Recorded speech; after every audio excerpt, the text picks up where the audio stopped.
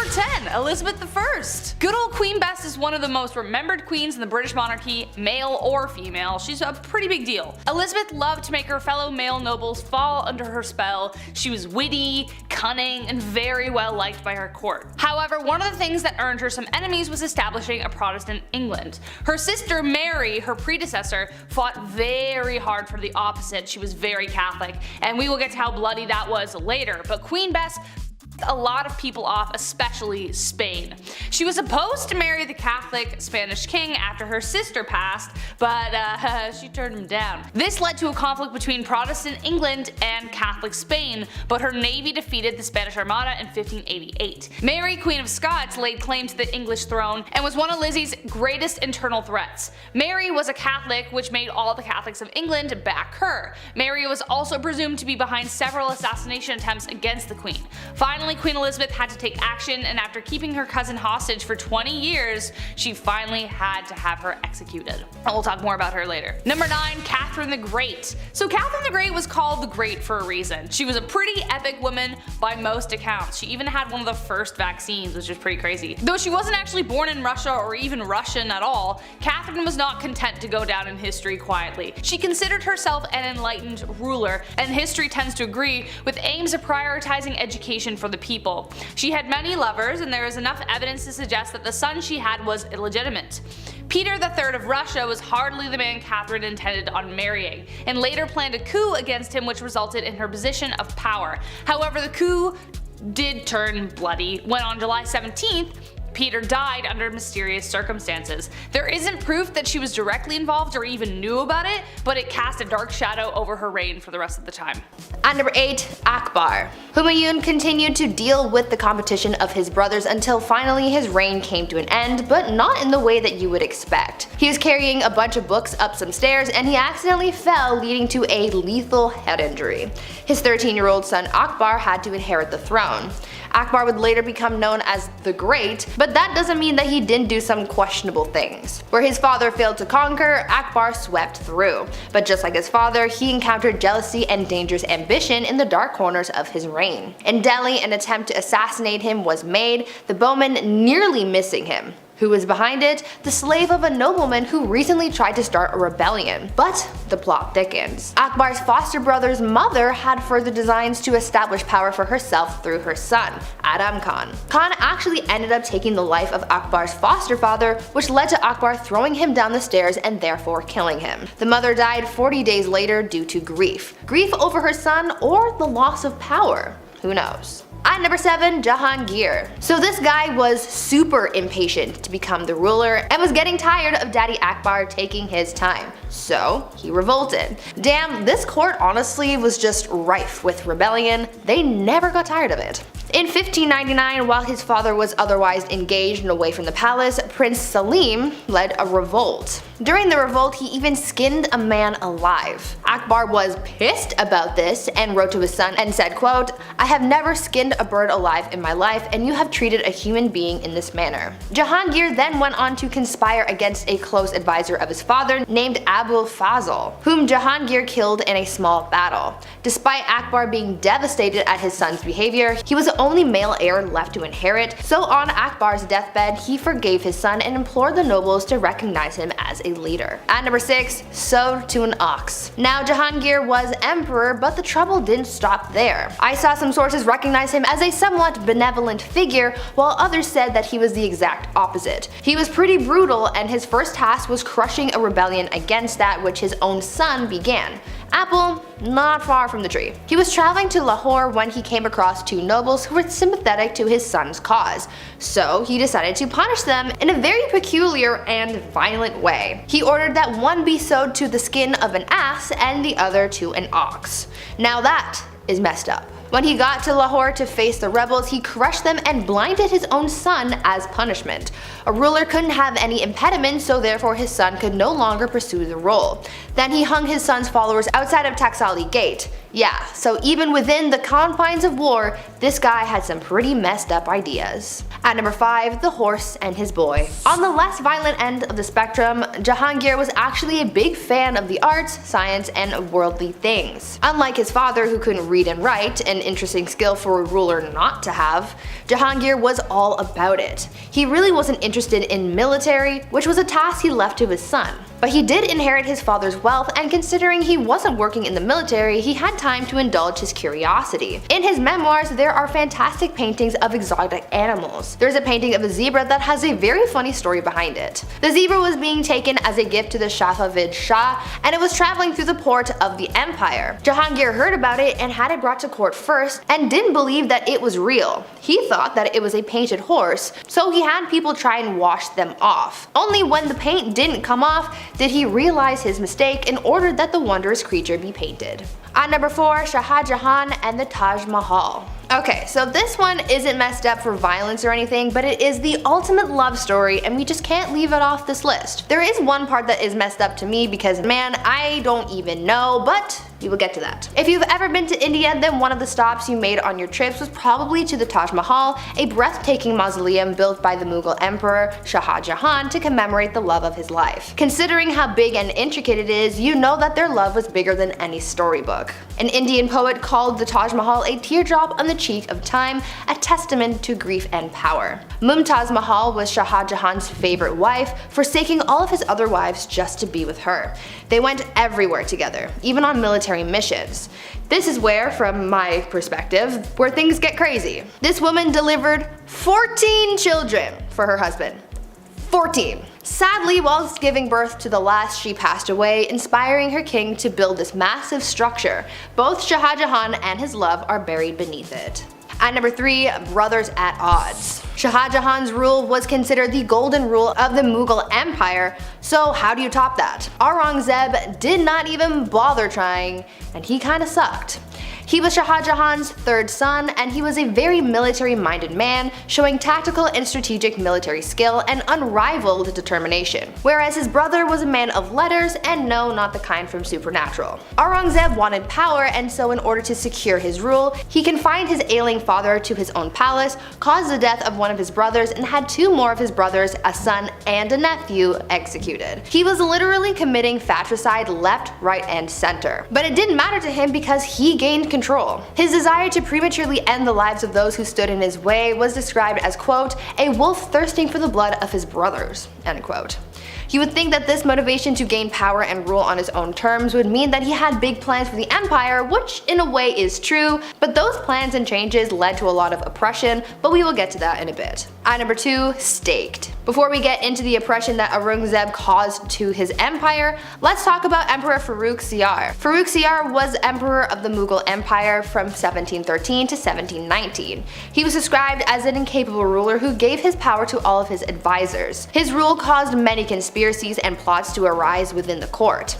He caused a lot of people a lot of pain for his plight for power. With the help of his allies, he gave many of his enemies the gift of the big sleep, but by far the most ruthless thing he did was kill Jahandar Shah and Zulfikar Khan Nusrat Jung. What made their deaths so brutal was the fact that when they went the emperor hung their heads on poles, and just to add insult to injury, he made their parents walk at their funeral.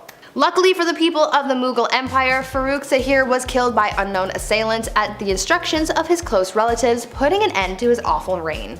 And finally, at number 1, the Great Oppressor. Aurangzeb's rule sort of had 2 chapters to it. At first, Aurangzeb was a capable ruler of a mixed Muslim-Hindu empire who was feared yet respected for his vigor and skill, but around 1680, Aurangzeb's rule changed drastically in both policy and attitude. His once unified people of both Muslims and Hindus broke apart, and people of Hindu faith became subordinates, not colleagues. On top of that, Aurangzeb added some more oppression to the mix and not only destroyed Hindu temples, but he also reimposed the jizya tax on non-Muslims, after the tax was initially banned by Emperor Akbar. For the first 20 years of Aurangzeb's rule, he did not impose a tax, but all of a sudden he started demanding these payments, and historians believe that Hindu uprisings are what caused the emperor to act harshly towards the non-Muslim population. This discrimination caused a revolt to unfold that Aurangzeb's third son supported. Aurangzeb spent his last 50 years taking his aggressions out on the Hindus in the empire, and it's for this reason that he is remembered by many as a tyrant.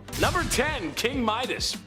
Most people know the story of King Midas, but in a nutshell, he was a king who was granted the power of everything he touched turned to solid gold. So No, he didn't exactly buy anything with that kind of power, but the man can have anything he wants or buy anything he wants. It's a lot of gold. This sounds great, but it's really awful for a couple of reasons. One, that is pretty much the moral of the story, and the other is, well, some basic economy stuff. The first reason this would suck is that, one, you should never be too greedy, and you really shouldn't. And you should always be careful what you wish for. This blessing quickly turned into a curse as Midas could no longer eat. Which, that's bad. Not eating and everything you touch turn to gold. Ugh, you couldn't hug anybody, it's terrible. The other issue would be his wealth. You'd have to be very careful on how many items you actually touched, as producing too much gold would eventually devalue the price of gold. Especially if you touch a bed or something, that's a lot of gold. Imagine how much a solid gold bed would weigh, or how much that would be worth. So in reality, you would be both starving and poor. Number 9, Mansa Musa. Sort of related to the King Midas issue, Mansa Musa was probably the richest man to ever walk the face of the earth.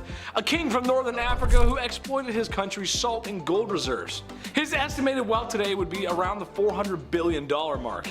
$400 billion US. Ooh, that's a lot of money. Tough to actually measure it exactly because it was from so long ago, but it could be less, and some say it could actually even be more.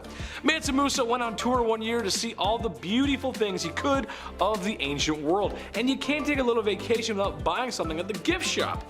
Mansa Musa was so rich and spent so much money in a few towns that he visited that he single-handedly upset the economy of those cities. Elon Musk wishes he could. So he basically bought a lot of stuff, and it was unusual because it upset the economy. Like, he destroyed the economy of those towns. That's insane. Number 8, the People's Princess. Okay, I know Prince Charles isn't exactly a king, but he is royalty, and the man kinda did Diana dirty. That's a quick and half put together allusion to a Michael Jackson song for the English majors and the audience. Being royalty isn't easy. Being royalty in a modern age when paparazzi overwhelm you with lights and cameras just for a juicy piece of gossip like, when was your last bowel movement? Is it slow? Extra, extra, read all about it, the princess is constipated. That's just not fun. So after Prince Charles and Princess Diana had been married for a few years, you can understand how excited the media was to find out about their marital disputes. "There was 3 of us in this marriage, so it was a bit crowded," was a quote by Princess Diana that gave the media a field day. Sadly, Prince Charles was having an affair, and it wouldn't be too much longer that Diana would perish in a car accident that may or may not be organized by the royal family themselves. Number 7, midlife crisis. This one's kind of generalized because if I didn't, I'd have to mention almost every king ever. So here we go. Back in ye olde times, the access to better healthcare just wasn't there. Doctors aren't washing hands. Imagine, Buddy eats some greasy mutton and then says, "Alright, time for your enema." But those aren't the only greasy hands around certain orifices I'm talking about. I'm talking about kings marrying older girls at the ripe age of 12. Yep, that's right. Nothing says experience and womanhood like being 12. People didn't live long, and oftentimes these arranged marriages had ulterior motives, like alliances or business really. However, that does not make up for marrying a 12-year-old who may or may not have started those super weird changing times, like when you were 12 and now there's hair showing up in places that you didn't know there could be hair. I sent a courier to the chief, and he came back with this message: "It ain't it." Number 6, till death do us part. Love and marriage go together like a horse and carriage, but sometimes the crooning words of Frank Sinatra aren't enough to keep people in love. Sometimes marriages end up like the ones we see on sitcoms, but when there's no laugh track, it's not very funny, and sometimes divorce is the answer.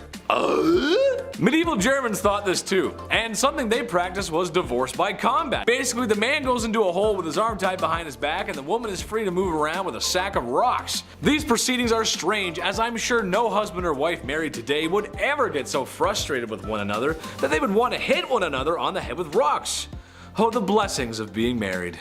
Number 5, domestic disturbance. William the Conqueror was one down bad dude. The illegitimate ruler to the throne left a bad taste in some people's mouths, and was just as ruthless in silencing those rebellions that were always uprising against him as he was with the famous battles he was a part of, like the Battle of Hastings. But what I think he should be remembered by is the way he asked Matilda to marry him, or rather the extreme measures he took when she refused his advances because he was an illegitimate leader. William dragged Matilda by the hair out into the middle of the street and beat her until she agreed to marry him. I don't have to tell you how messed up that is, and I sure hope I don't. Number 4. Nero Sauna. The Romans were kind of a big deal, especially if you're into history. Large city, culture, and some other structures are still around today. That's kinda cool. But while the city of Rome may have been the best city on earth at the time, Romans themselves could use a little work. Meet Emperor Nero, the vicious leader of Rome who became emperor through ill-gotten gains. However, in what may have been one of the first acts of flexing the male patriarchy, the divorce, or forced separation of his wife Claudia Octavia, comes to mind. It was a rocky marriage from the start. There was a general dislike from the very beginning, but when Nero remarried, as emperors did, he had Octavia banished to an island, where shortly after she would be suffocated in a hot vapor bath.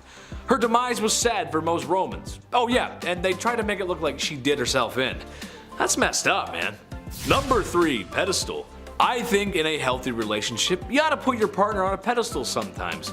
Maybe your partner is drop dead gorgeous. A promising athlete. Really enjoys collecting stamps. You go, little rock star, collect those presidential stamps. However, Emperor Caligula of Rome had some other ideas. He would literally put his wife, who he claimed to love, up on a pedestal stark naked and let his friends in the military gawk and glare at her. He would also say to her that he could end her life whenever he wanted and put a knife against her for no reason. Weird flex, but okay. This guy was awful to everyone as he tormented and unalived so many people. Well, you sure wouldn't want to see his face everywhere, as he liked to do just that. Built statues of himself everywhere because after losing your family to his tyranny and looking at his wife, you need to know who's responsible for all this. That's messed up. Number 2. Duzong Duzong Duzong. That wouldn't really be a great fraternity name, would it? Well, the Emperor of Duzong of China would think differently, as when he was in charge, that's pretty much what the royal court looked like. Enough drinking to keep AA in meetings for 100 years, and enough ladies of the evening to... Well, I don't have a joke for this one, but there were a lot of them, trust me. Having massive parties like that and enjoying the company of other women is not how you respect your wife. To make matters worse, it seemed that too much partying may have been a bad thing, who would have thought? As what he made up for in a fun weekend he lacked in governing, as the Mongols were at his front door, or gate rather. Eventually, his empire would burn to the ground. All thanks to alcohol, and many women who laid down for their lives, literally. Number 1. Side piece. Look, I enjoy the company of a woman just as much as the next king sits on his throne. But in my opinion, once you find a wife, it's time to settle down, relax, no more crazy parties like Duzong. This is another generalization, but every king did this. Every king in the past has had mistresses, as if that is a totally okay thing to do to your wife and oftentimes the queen of your kingdom. I'm a reasonable guy, so maybe I can see having your side piece waiting in the wings to be stage center, but it's never one, is it? It's always multiple. Ladies of the past, all I can say is make sure you give birth to a boy and watch your back. They're coming for you. At number 10, royal enemas. Apparently, back in the day, enemas were all the rage amongst the elite. It was believed that enemas were good for your health, so everyone was doing it to try and live a little longer than the rest of those commoners and peasants. One person who really just couldn't get enough enemas in his life was King Louis XIV. It is believed that over the course of his life, Louis XIV received thousands of enemas. When I tell you this guy was obsessed, I'm not kidding. One year, Louis received 212 enemas in just the 1 year. And of course, he had to make his enemas a little jazzy and couldn't just use water like any other person. Oh no. My guy was using things like almond milk. His enemas were also sometimes scented with orange or rose, and sometimes even colored just to make it a little more special. To get an idea of just how obsessed the elite were with receiving enemas, just think about the fact that a French duchess once received one during a court ball. The duchess was in the middle of having a conversation with Louis XIV, and during this conversation, one of her maids came over, snuck under her dress, and gave the duchess an enema on the spot. Ew. These people were so weird. At number 9, pampered pony. I'm sure I can speak for most people when I say when you have a pet, you love and care for that thing like it is your child, right? Well, one Roman emperor might have taken that concept a little bit too far, because saying that he was obsessed with his horse is an understatement. The Roman emperor known as Caligula had a horse named Incitatus. Caligula was a horse racing enthusiast, so Incitatus was his pride and joy, and not too many people were all that thrilled about it, to be honest. When I tell you this horse was treated better than most people have ever been, I'm not kidding. The horse's stall was made out of marble, his manger was made out of ivory, and he was even fed oats flaked with gold. Caligula was also very adamant about his horse receiving a good and restful sleep before a race, and he was so serious about it that he made guards stand outside of the horse's stable to make sure that the horse remained undisturbed while it slept. This horse even had its own furniture. Like, what is he gonna do with it? He's a horse. Caligula was so fond of his horse that he even made it a priest and promised to make him consul, which was the lead position in the Roman government after the emperor, highly coveted by senators. This was the last straw for people because the emperor was putting his horse above his own people, so he was assassinated. Number 8. Afzal Khan. Everyone remembers King Henry VIII for doing what he did to his wives. A naughty, slap on the wrist, naughty, don't do that, for shame. However, I would like to offer Afzal Khan as the alternative monster here. He didn't unalive a handful of wives like Henry, no. He actually managed to rack up a count of 63. Yep, you heard me right, 63. First off, I don't know how you have that many wives and or remember names, let alone birthdays and anniversaries. I would not do very well in that situation. Well, what's the reason for all this blood spilling? It's pretty horrible, actually. Simply because he was being invaded, and the guy who was invading him and winning was slightly nicer to women and was going to most likely give them a better life. Jeez, talk about if I can't have it, no one can. God. Number 7, Caligula's wife. I think in a healthy relationship, you ought to put your partner on a pedestal. Maybe your partner is drop dead gorgeous, a promising athlete, or really enjoys building Legos. Nice TIE fighter, babe, way to go. Yeah. Emperor Caligula of Rome liked to put his wife on a pedestal, literally. And while on this pedestal, she was wearing nothing but her birthday suit. Oh boy. Well, all of his friends, politicians, generals got to gawk and stare at her, and in some weird goth power flex, he would oftentimes hold a knife to her and tell her that he could just end her life whenever he wanted because he can do that. Not to mention the guy had a complete narcissist complex, building statues of himself everywhere just so she can like, oh great, there he is again, it's him again. Number 6, Genghis Khan. I bring the man up again because he's responsible for so much loss, so much blood spill, so much pain. Sure, they were effective warriors and archers, but they were brutal, dude, especially him. They took what they wanted when they wanted, and it's said that he was responsible for so many lives lost that it affected the carbon footprint of the planet. Dude, that's insane. That is literally insane. Also to note his treatment of rather mistreatment of women. YouTube won't let me say much, but I can tell you that these ladies were not inviting him into their bedrooms. It wasn't good. As it stands today, because of his bedroom misconduct, his DNA still lives on. 5% of men worldwide share his DNA. Number 5, Pedro of Castile. Pedro of Castile was doing as the European monarchs do. Sometimes you gotta marry for alliances. Sure, it makes sense. Your kingdom is much less likely to get steamrolled by a larger kingdom if you have an alliance with fellow kingdoms, or the bigger kingdom itself, actually. Pedro of Castile married the young Blanche of Bourbon of France, and so Spain could just be a wee bit more snug, in case the English come over. You gotta be careful. But Pedro just wasn't having it. What he was having instead was a mistress named Maria. So instead of enduring a loveless marriage, he had poor Blanche locked away in a tower, just like Sleeping Beauty. Except a handsome prince was not coming to rescue this damsel in distress, but a man with a black hood and a sharpened axe. You know what I'm talking about. As Pedro had her unalived. I was gonna make a joke about Rapunzel and let down some hair so she could make an escape, but I mean that's just awful, really. Imagine being locked up in a tower for so long. Sure, I love the indoors, but you gotta let me out at some point, Chief. Do you think I get food delivery apps to work up in a tower? Because otherwise you have to let me out, dude. Comic-Con's coming, Anime Convention North's coming, buddy. I gotta go. Gotta get my Naruto on, bro. Come on, man. Number 4, hands-on funeral. This one's just gross. When you're in a relationship, it can provide you with some great things, someone to go through life with, companionship, love, and if you're lucky, someone who's a good cook or a baker.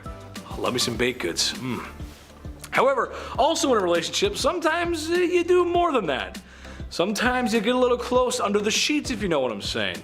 Take King Philip V, for an example, who loved loving his wife so much that he just couldn't help himself, you know? Like for instance, when his wife tragically passed away, he wanted one last ride.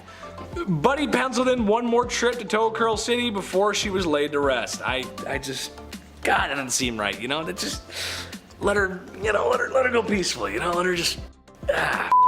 Number 3, Lenin. Okay, while not a king in the most stereotypical sense, he did dethrone a king and made himself an autocratic dictator, which is basically a king just modern. Trust me, it is. Yep, trust me. In a nutshell, Lenin had been anti-royal for most of his life, but after some help from some sneaky Germans and other Soviets loyal to his cause, the Tsar had no choice but to abdicate, like I said at the top of the list. He abolished the Tsar's secret police and then put in his own.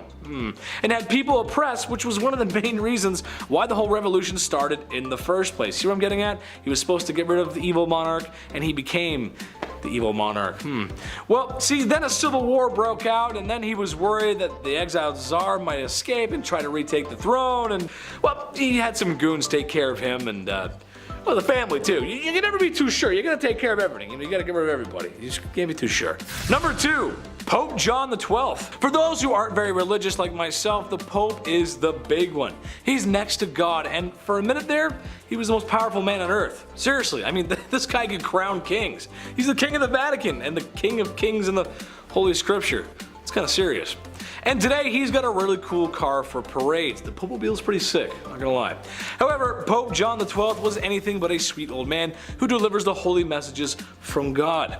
This Pope was doing a lot of anti-Pope behavior, if you will. Now I for one wouldn't care if the man had a girlfriend or a glass of wine. Heck, some rules need to be changed, but this Pope was most known for his lavish, adult-themed parties, and was known for getting hangovers.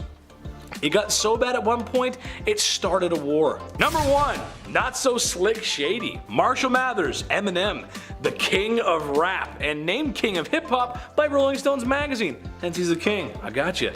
Despite what you think of the man's lyrics, especially vulgarity, he's an excellent wordsmith and could write rhymes that would leave you tongue twisted. However, I don't think it would come to anyone's surprise that the man's got a few charges under his belt, especially the way he talks about Kim. There's a couple bad things said about her, I don't know. Back in 2001, arguably the peak of his career, Eminem assaulted somebody in a nightclub after getting fresh with his wife. He got 2 years probation. Maybe he is saying the things he's saying in those songs. Maybe he's telling the truth. I don't know. At number 10, kleptomania. If you were a queen, then you would think that you had enough money to just buy whatever your little heart desired. Though that may be true, there was at least one famous queen who just straight up stole things just because she could. Queen Mary, Queen Elizabeth's grandmother, was quite the kleptomaniac, and no matter how hard people tried to avoid having their things stolen by her, it just never worked. When the queen would visit someone's house, she would walk around looking at whatever knickknacks you had lying around, and when she found something that she liked, she would stand there and just sigh super loudly to get someone's attention. Much like how my dog used to sigh dramatically when he wanted food. Anyways, usually when someone heard the sigh, they knew that this was a sign that the queen wanted whatever she was gazing upon. Sometimes the homeowner would just give whatever it was to the queen as a gift. But if it was something that they weren't willing to part with, then she would either try to buy it off them or just straight up take it when no one was looking. This became such a big problem that people started hiding their prized possessions before hosting the queen in their home, but she eventually caught on to this strategy, so she just started showing up uninvited. She could not rest until she owned pretty much everything in the kingdom. Number 9, no time to dine. If I'm eating, don't acknowledge me as a human being. I sound like a pug when I eat, okay? I don't waste any time. I love food, okay? It's business. Now, if you're a queen and you eat fast, well, everybody else has to eat fast as well. This began back in Queen Victoria's time. The queen loved to feast and she didn't waste any time at all. Like, it's really fast. The way the royal family works is that when the queen is done that course or that meal, you're also done. So when Queen Victoria would smash an entire 7-course meal in 30 minutes, which apparently she could do easily, you'd be blowing on your soup still and Queen Victoria would already be telling everybody to pack it up. That's stressful. All because she could eat lots of food in a short amount of time. Also, once the Queen gave a toast, you couldn't even speak. Also, once the Queen placed her cutlery on the table, regardless of where you were during that course, everybody's plate would then be taken away at the same time. And the next one would then come in. I would just put my food in my pockets, you know, screw it. It's almost like when you go to all-you-can-eat sushi and you have like some sushi left over, you don't want to waste it. You're like, you know what? I'm not paying that bill. Number 8. William II. Usually being overshadowed by his father William the Conqueror and his successor Henry I, William II wasn't a well-liked king, particularly by the church, because William kept positions for bishops empty so he could take their incomes, which made me laugh when I read it actually. The Archbishop of Canterbury Anselm really had an issue with William, even going into exile until William ceased to live. But this just left the revenues of the Archbishop of Canterbury vacant, making William able to claim those funds as well until the end of his reign. He obviously was not a fan of the church, but his armies definitely were a fan of him. He was great when it came to warfare and was able to pretty much guarantee loyalty by showing it. William didn't have any heirs or wives, which led people to question his preferences, if you know what I mean. He ultimately met his end at the tip of an arrow during a hunting accident, but he was always remembered for being ruthless and giving in to his vices. Number 7. Murad IV. Something about kings being great also goes hand in hand with them being terrible at the same time. 17th Sultan of the Ottoman throne, Murad IV came to power in September 1623 at the age of 11. But since he was so young, the Ottomans were ruled by his mother, Kosum Sultan, and other relatives, who did a pretty horrendous job. As a tween, he walked around the cities dressed as a commoner and would keep a list of those he could benefit from and those he could punish. At 11. At 21, he took control and also took some extreme precautions in order to eliminate the corruption within the empire, banning the use of alcohol and tobacco and coming up with severe measurements for the regular collection of taxes. Murad IV would never be okay with people disobeying his laws and directives, even going around the city in plain clothes to check any undisciplined actions by the locals, and he would personally punish the offenders. He did a lot for the Ottomans, but boy was he harsh about it. He destroyed coffee houses, like, come on man. Number 6. Phalaris. Phalaris of Akragas was a tyrannical Sicilian ruler from around 571 to 554 BC. And this dude was so bad his own people overthrew him after his 16 years of rule. Phalaris became ruler by some unconventional ways when it came to other kings on this list. Some think he started as a farmer who held office, and other more fun stories say he was appointed to build a temple, and instead of doing that, he took the money and built a fortress, allowing him to take power. He expanded the territory of Akragas from the south coast of Sicily all the way up to the north coast, but he was known much better for how gosh darn cruel he was. The most famous story would have to be the one of the Brazen Bull. An engineer was hired by Phalaris to create a new device for doing heinous things to his prisoners.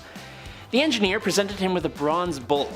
There was a door that could be opened to place a prisoner inside, then they would light a fire underneath, heating up the bull and causing the poor soul inside to thrash about and yell, making the bull seem alive. He then used it on the engineer. Thanks to the citizens' revolt though, he got to be the last victim of the bull. Looks like karma's a bull. Number 5. Louis XIV. King of France, the Sun King, the God-given. Ruling from 1638 to 1715, Louis XIV was well known for his love of art, which was apparent in the royal palace of Versailles he created, his love of women for his multiple wives and many more mistresses, and the comparison of himself to God, even taking up the sun as his symbol, being representative of Apollo, the sun god, and the literal reason we're all alive. A good symbol, honestly. The Palace of Versailles was used to host comedies, operas, and tragedies, and spectacular parties. His suite in the palace was made up of 3 apartments all for himself. The palace was big enough to hold his entire court so that none of them could really plot against him without him knowing. It also contained the Hall of Mirrors, which was a 71-meter long room with 357 mirrors around 17 arches opposite the massive windows. Unlike most other kings on this list, Louis XIV was a fantastic ruler. He was an incredibly lavish one though, which equals spoiled in my mind. Number 4. Ivan the Terrible. Ivan Tsar was a great military leader, pretty much setting up the Russian Empire. A great leader with an absolutely terrible temper. His rage-filled outbursts just got worse and worse over the years of his rule from 1530 to 1584. One of these incidents even ending in the stab-filled demise of his own son. He had a special force called the Oprachina who eliminated anybody he felt threatened him, and he led this force to Novgorod in 1572, resulting in the massacre of Novgorod, which gets him a firm place as one of the cruelest of Russian rulers. There is the even more popular story of him making that peculiar-looking castle in Moscow, and then dispatching the man who designed it so no one else could have one. He is one of the most cruel, paranoid, bad-tempered, and greedy rulers in not just Russian history, but history in general. Literally terrible. Number 3. Nero. Another Roman emperor who was effectively insane. Seems to be like a trend. Best known for his spicy parties, political delifings, persecution of Christians, and love for music that led to the rumor that Nero played the fiddle while Rome burned during the Great Fire of 64 AD, Nero first became emperor at 17, and the first little bit of his rule saw him be responsible for the demise of multiple people, including his mother and his newest wife, Poppaea, in a casual outburst of rage. He was quite the artist, singing and performing and encouraging others to take lessons, and he held sport events all the time, even taking part himself. Remember that fire I talked about? Well, some people believe he may have started it himself in order to make a bigger palace. But if he did or didn't, he blamed the Christians and punished them much more than necessary, like dressing them in animal skins and having them torn apart by dogs, or being burned to the afterlife in pyres that would light his own garden parties. Oh, and he bankrupted the Roman treasury building the aforementioned palace where he held his ridiculous parties we talked about before with a 100-foot golden statue of himself. Nice. Number 2. Bad King John. Kings be bad sometimes. But when it came to lechery, treachery, and shocking acts of cruelty, the king who sealed the Magna Carta takes the cake. According to the historians at least. While known for the Magna Carta, he is also well known as the king involved in the stories of Robin Hood. But these being fairy tales, was he really that bad? No, he was much, much, much worse. During the time that he ruled, most nobles who were captured in war were kept in not so bad confinement. John said no though. Like when he captured his own nephew, who miraculously disappeared, and about 22 knights who were sent to a castle to starve to the afterlife, to stop their families from continuing to fight. He did the same thing to the wife and son of his former friend.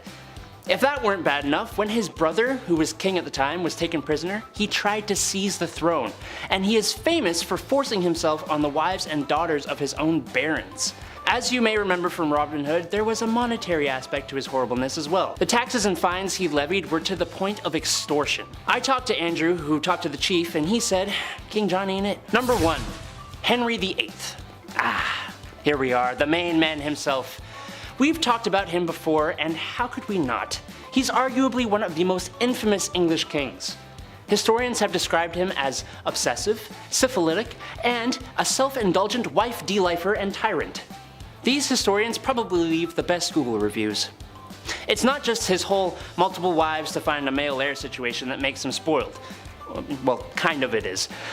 To achieve his personal ends, he literally spurred on a religious revolution that created the Church of England, the formal end of monasteries, and the Reformation. Which is hilarious because he wrote a treatise against Martin Luther that had him named Defender of the Faith by the Pope.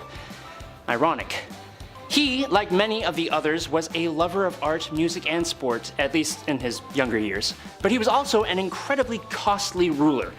While he unified much of England with Wales and Ireland, in 1520, with King Francis I of France, Henry co-hosted the Field of the Cloth of Gold, which was incredibly lavish and showed off his immaturity.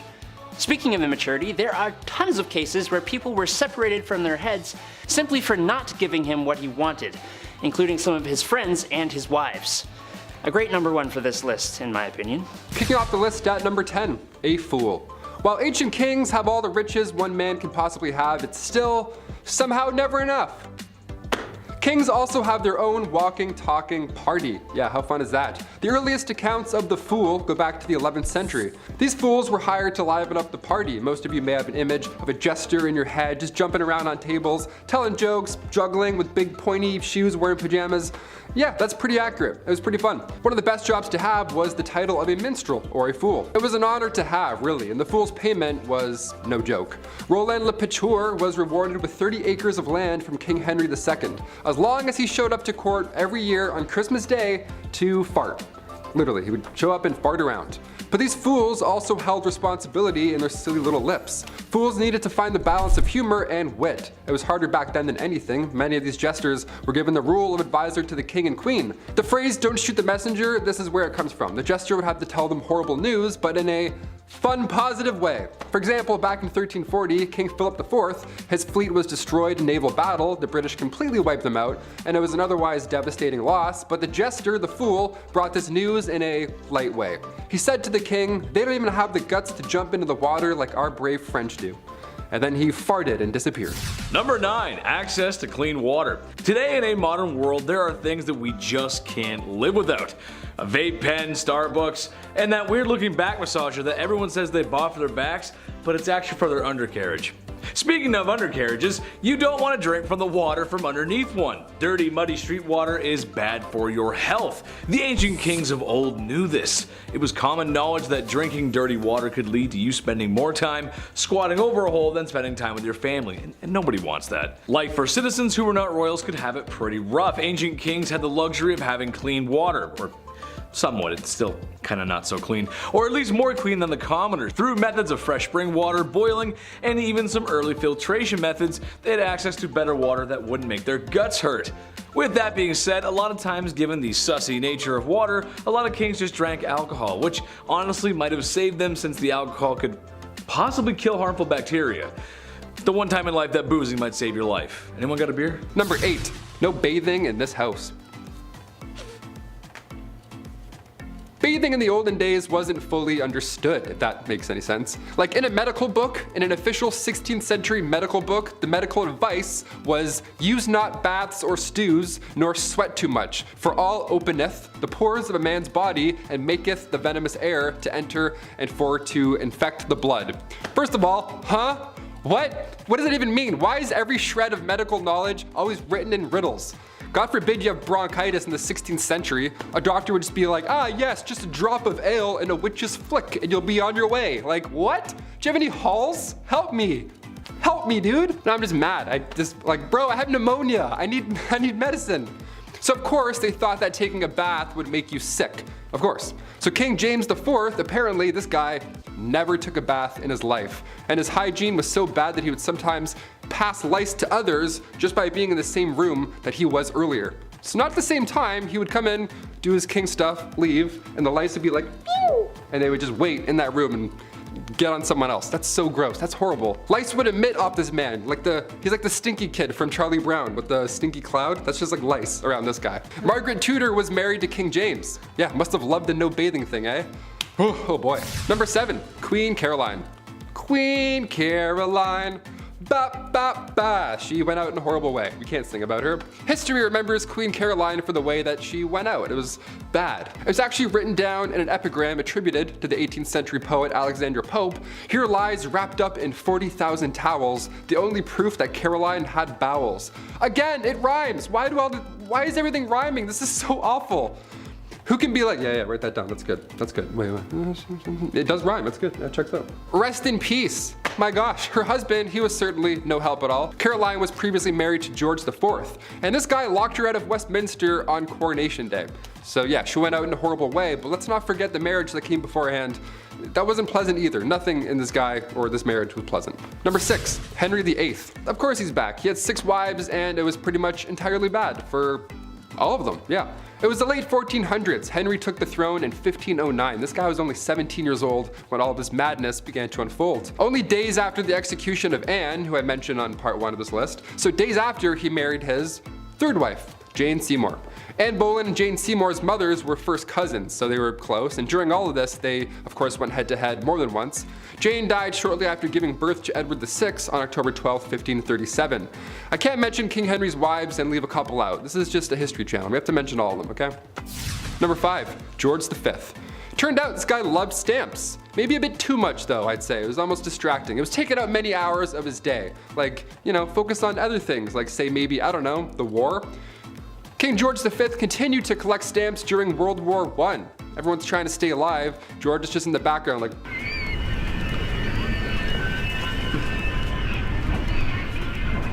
like all collections, they started at an early age. It's now at a point where it's just, past impressive and borderline strange. Especially if you're a royal, like you're really going hard with this. This guy had albums on albums of stamps. He had around 330 albums, each was 60 pages, full of stamps. That's 20,000 pages full of stamps. That's a lot, way too many stamps. So naturally, he was nicknamed the King of Stamps, or rather the King of Philately. That's the official term for collecting stamps. We're historians here, we have to make it official. Back in 1905, he set an all-time stamp record. Ho-ho! The most money ever spent on a stamp. This guy dropped like 220,000 on one single stamp. Somebody even asked the prince down the road if he had heard about the fool who had spent 1,400 pounds on a stamp. And he was proud. He was like, oh, that fool? It was I. Number 4, Rudolph II. The Holy Roman Emperor from 1552. He was known as a collector. Yeah, some princes collected stamps, others collect zoo animals. We're all different. Yeah, his castle was home to lions, tigers, and not bears, but orangutans, so good luck getting your 8 hours. He also collected human artifacts, like body parts after they've been, so that's watch your step, I guess. Welcome to MTV Cribs, don't mind the jar of eyes, watch out for the lion's tail, careful. What a mess. He's quite important in history though, I guess. He supported the scientific revolution, and he also poured tons of money into astrology, so next time you read your horoscope, remember it's Bones in the Jar Benny that's responsible for that one. And also, in case you're wondering, yeah, he didn't pay attention to any of his wives or anything like that. He was just, no, jars for me, jars animals, I'm all set. Number 3, Don Carlos.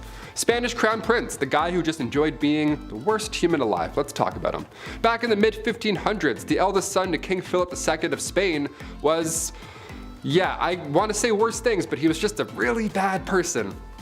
YouTube, he was just a bad guy. Now, it's been noted that he was born with a hunchback and one leg was shorter than the other. Historians like to bring that up first, and how maybe he had the odds against him with these disabilities growing up, and people often feel bad for him a little.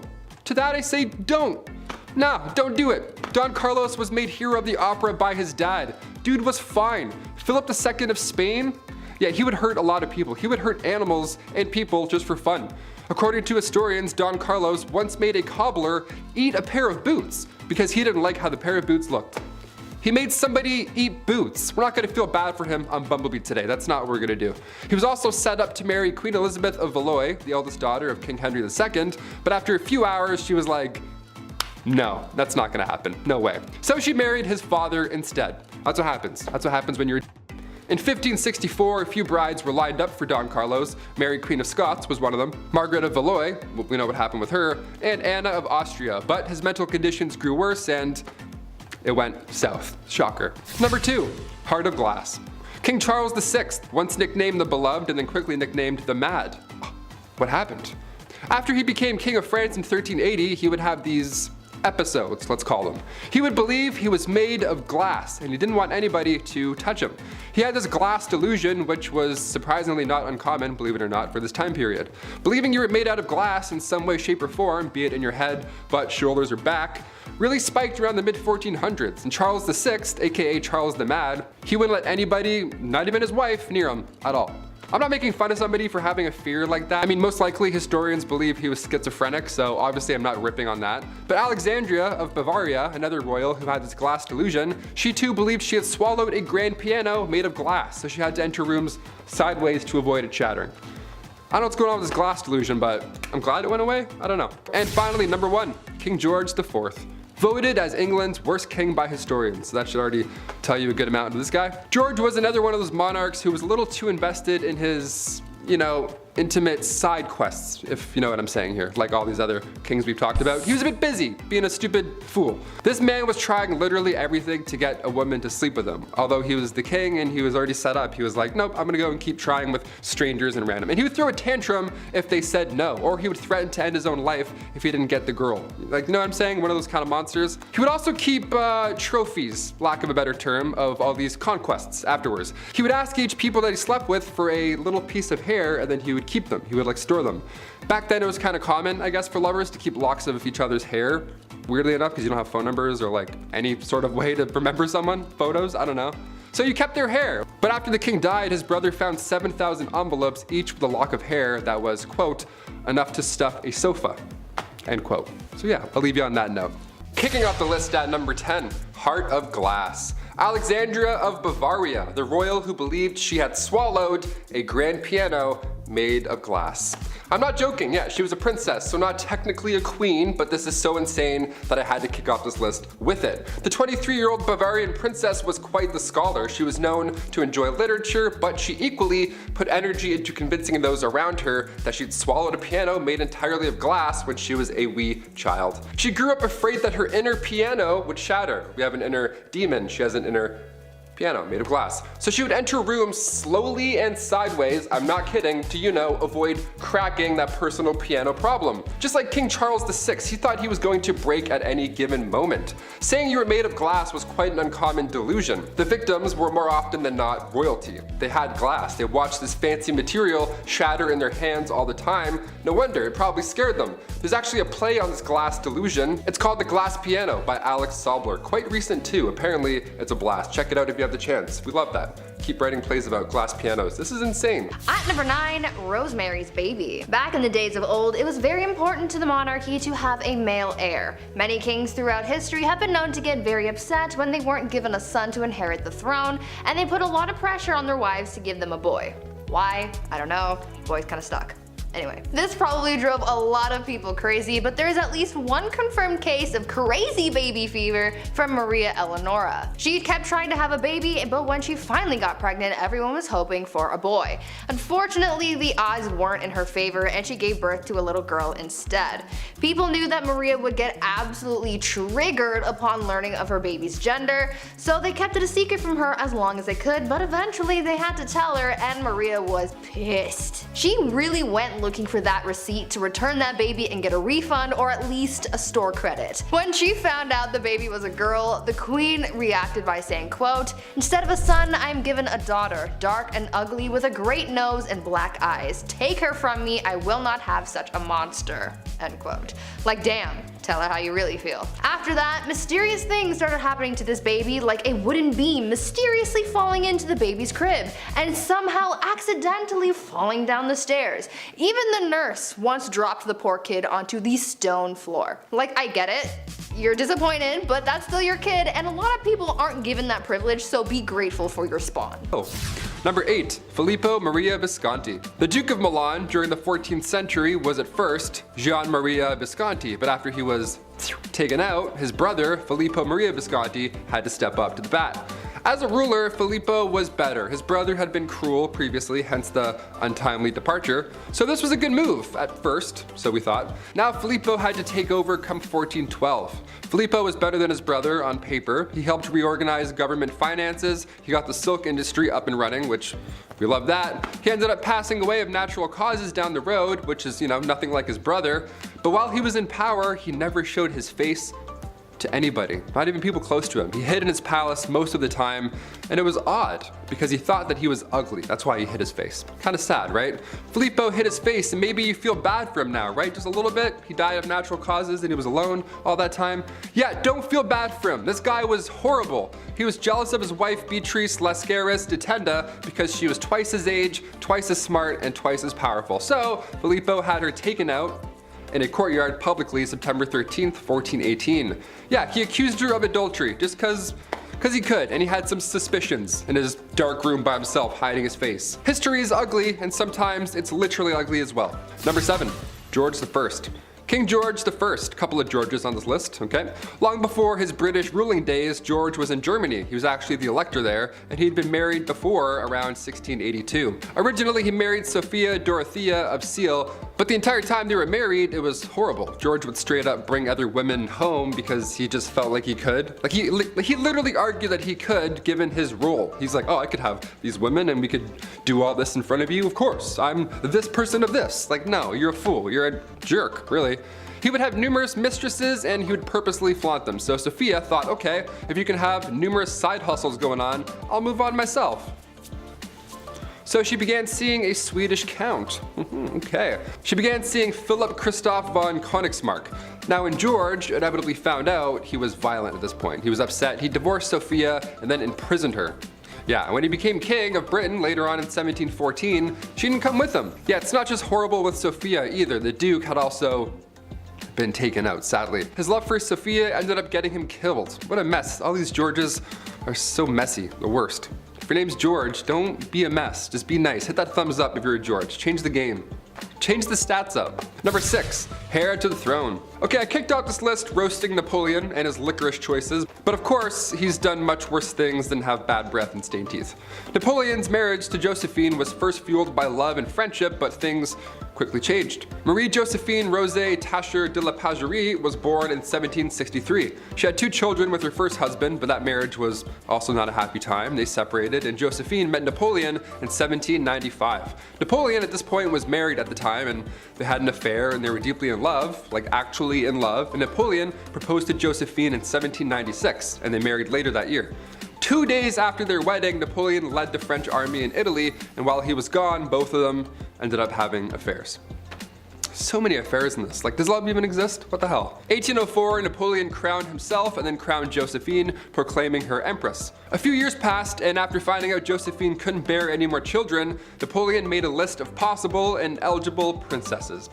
Just a list, and just left it out. Like, how awful is that? In November 1809, Josephine agreed to the divorce, and come 1821, Napoleon Bonaparte's final word on his deathbed was Josephine. Yeah, a little darker than licorice, just a tad. Number 5, King Henry VIII. The second wife of King Henry VIII. She was found guilty of treason, and she had been charged with having relationships with 5 others, including Lord Rochford, aka her brother, George Boleyn. She had also apparently had relations with Sir Henry Norris, the king's close friend, and when I say close, I mean they were really close. He was the groom of the stool. So they were close, and on top of this, Anne was also found guilty of conspiring to kill her husband. I wonder why. This list will explain a few reasons. Now, it's since been proven that these crimes were a bunch of rubbish. Anne wasn't present when these events even went down. She was still recovering from the birth of her daughter, future Elizabeth I, so there's no way she was fooling around with the groom of the stool in October 1533, Your Honor. All 5 guys involved were executed on Tower Hill May 1536, and then 2 days later, Anne joked about her own little neck before being taken out with the sword herself. Yeah, all dark. There wasn't even a coffin for her burial. Somebody had to get an old elm chest from the Tower Armory. How horrible is that? Number 4, a bit better. Another one of King Henry VIII's wives, Anne of Cleves. Where do we even begin here? This one's pretty sad, man. Anne was right in the middle of Henry's wives. She was married to King Henry for 6 months, and it was seen as quite strategic in a way. Henry's chief minister convinced him to marry one of the sisters of Germany's Duke of Cleves, either Anne or Amelia. So in order to decide, King Henry requested that Hans Holbein travel to Cleves to paint a portrait of each sister, and then come back and compare them. This is like the birth of Tinder. I'm not even joking, this is how he did it. This man compared portraits and then chose Anne because every man praiseth her beauty. Yeah, compared her to the silver moon.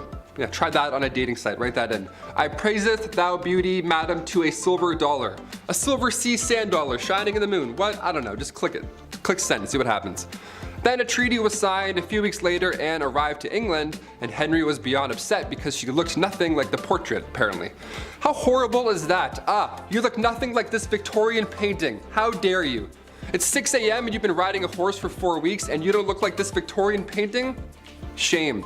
He tried to stop the wedding, but it was too late at that point, so they had to follow through. And on January 6, 1540, their marriage was official.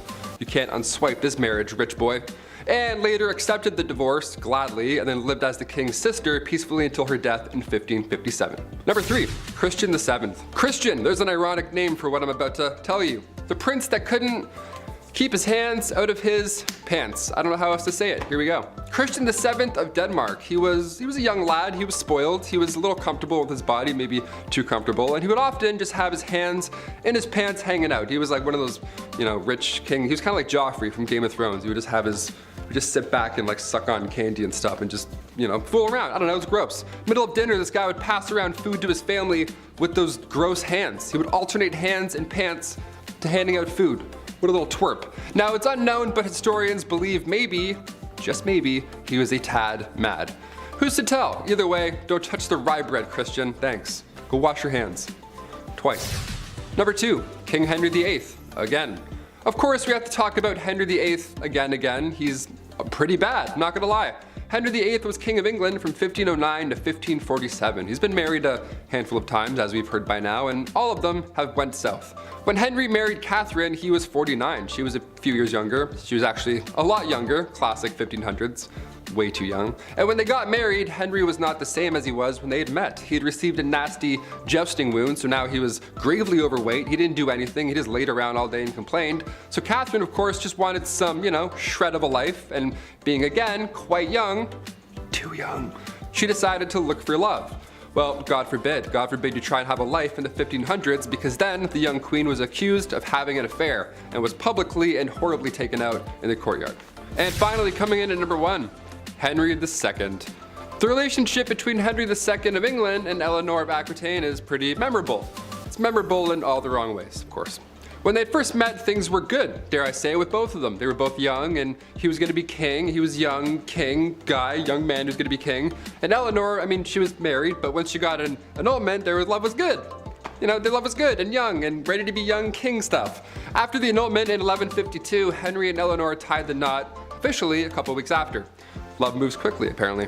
Henry started having affairs, because of course he did. At this point in this list, we're not gasping at affairs, sadly. But come 1173, Eleanor had convinced their sons to go against father. Yeah, Henry didn't take this well, and he had Eleanor locked up for 16 years. He had died, so after that point she had resumed the royal roles, because at this point those two boys had grown up and inherited the throne, Richard and John. But being locked up for that long, what a nightmare that relationship was entirely. I figured we'd end on a kind of tame one where she kind of came back and it was good. Kind of good, dare I say? I don't know. At number 10, the king of hobbies. Everyone has their interests, right? Like, for example, I like video games, and I like watching people scream at their teammates for not helping everyone else out. I'm looking at you, Blake. For kings back in the day, they didn't have people on Rocket League to scream at, so they had to find other interests. For Tsar Peter the Great, he had a lot of interests, and they were all very bizarre. Firstly, he had an obsession with short people, especially dwarves. To him, they were like his real-life dolls or something, and he would hold weddings for them and even hold lavish funerals, complete with small horses pulling a small coffin on a carriage and even a very short priest to hold the ceremony. But other than this obsession with short people, he also dabbled a bit in medicine. He liked watching surgeries be performed like he was trying to be on Grey's Anatomy or something, but when watching the surgeries just wasn't enough for him, he would sometimes perform them himself. Now remember, he's not a doctor, so it's no surprise to learn that these surgeries rarely ever went well and people died. I certainly wouldn't trust him to give me any kind of surgery, but he was a king so he could do whatever he wanted. Peter the Great also loved dentistry. It is said that if you wanted to get all buddy-buddy with the king, all you had to do was let him pull your tooth. Sounds like the guy was one heartbreak away from starting his own medical drama, but in the worst way. Number 9, banning coffee. This is the worst of the worst, people. Murad IV, Sultan of the Ottoman Empire. The guy banned coffee like an absolute monster. No more triples for you. He was born in 1612, and for the most part, his mother was ruling through him because he was so young. That's often the case with most of these young rulers. They just get, hey, you're 7, now you rule a kingdom, enjoy. It's tough, they're not gonna know what's going on. But when he got a little bit older, he put forth these laws, punishable by death, might I add, in order to get things back on track. That was the key. He banned coffee, tobacco, and alcohol. He would actually disguise himself as a civilian during the nighttime and would wander around aimlessly in hopes that he would find one of these dark roast renegades. If you were caught outside having a quick smoke break, you weren't arrested, you didn't get fined, but rather, Murad IV himself would take your head off right there in the streets. No trial, no jury, just straight to execution. All because you're drinking a Bud Light Lime. Number 8, Grace O'Malley. We've got enough traditional royalty on this list that we definitely need to spice it up. Enter Grace O'Malley, the Pirate Queen of Ireland. Pirate Queen! What a title. Definitely considered unholy behavior, Grace abandoned the traditions of women of the time and fled to the sea. There, she took on the waves and perils of Davy Jones' locker with a legendary ferocity. She was born into the clan O'Malley around 1530, around the time of Henry VIII's rule over England and Ireland. Clan O'Malley was a notorious seafaring clan and ruled the southern shore of Clew Bay, Achilland, and most of the barony of Murrisk for over 300 years. Grace was really well educated and could even converse fully in Latin, Spanish, Spanish, Scottish, Gaelic, and French. She was not one to be refused, and after spending years fighting the British, she finally met Queen Bess, and not only did she speak Latin to her, but she refused to bow as she was considered a queen herself by that point. Number 7. Mary, Queen of Scots. I told you I was gonna bring her up. A name you will recognize as I've already mentioned her before, but in terms of who the villain in that story is, it depends on which side you're telling the story on. Mary's story is full of tragedy, romance, betrayal, loss, and heartbreak. Unlike Lizzie, Mary was a dedicated Catholic and spent the entirety of her reign trying to gather the Catholics against Elizabeth. She had a series of marriages and relationships that led to tragedy every which way she went. Her first husband, the Dauphin of France, died shortly after their marriage. Her second husband she loved until he became a drunkard, and then she just started running things. But he was mysteriously unalived while she was 6 months pregnant. He was inside a building that exploded, but his body landed outside and it turned out he was strangled. So what happened there? She would later give birth to 2 stillborn sons, but she would have sons later on. She would have a son who would inherit the throne after Elizabeth's death, but it was due to Mary's plotting and scheming that eventually ended her in death. So she did actually plot to kill Elizabeth. So that's a pretty unholy deed, I would say. Number 6. Princess Olga of Kiev. Okay, wow, this woman. One saint you definitely don't want to mess with. Despite being a saint, Princess Olga of Kiev was actually pretty sinful. She was one of the most vicious and vengeful rulers in the history of Kievan Rus, which would later become Russia, Ukraine, and Belarus. Olga took center stage after her husband died and made sure she would never be forgotten. Her husband died in a very gruesome way by the enemies that we're going to talk about in a second. When the people who viciously unalived her husband tried to persuade her to marry their leader, they sent 20 men. Olga told them to wait in their boats, had her men dig a ditch in the meantime, and the next morning buried the men alive. She then lied and told the king she would accept his offer if he sent his best company to retrieve her. He didn't know about all that stuff yet. When they got there, she locked them in a bathhouse and torched it.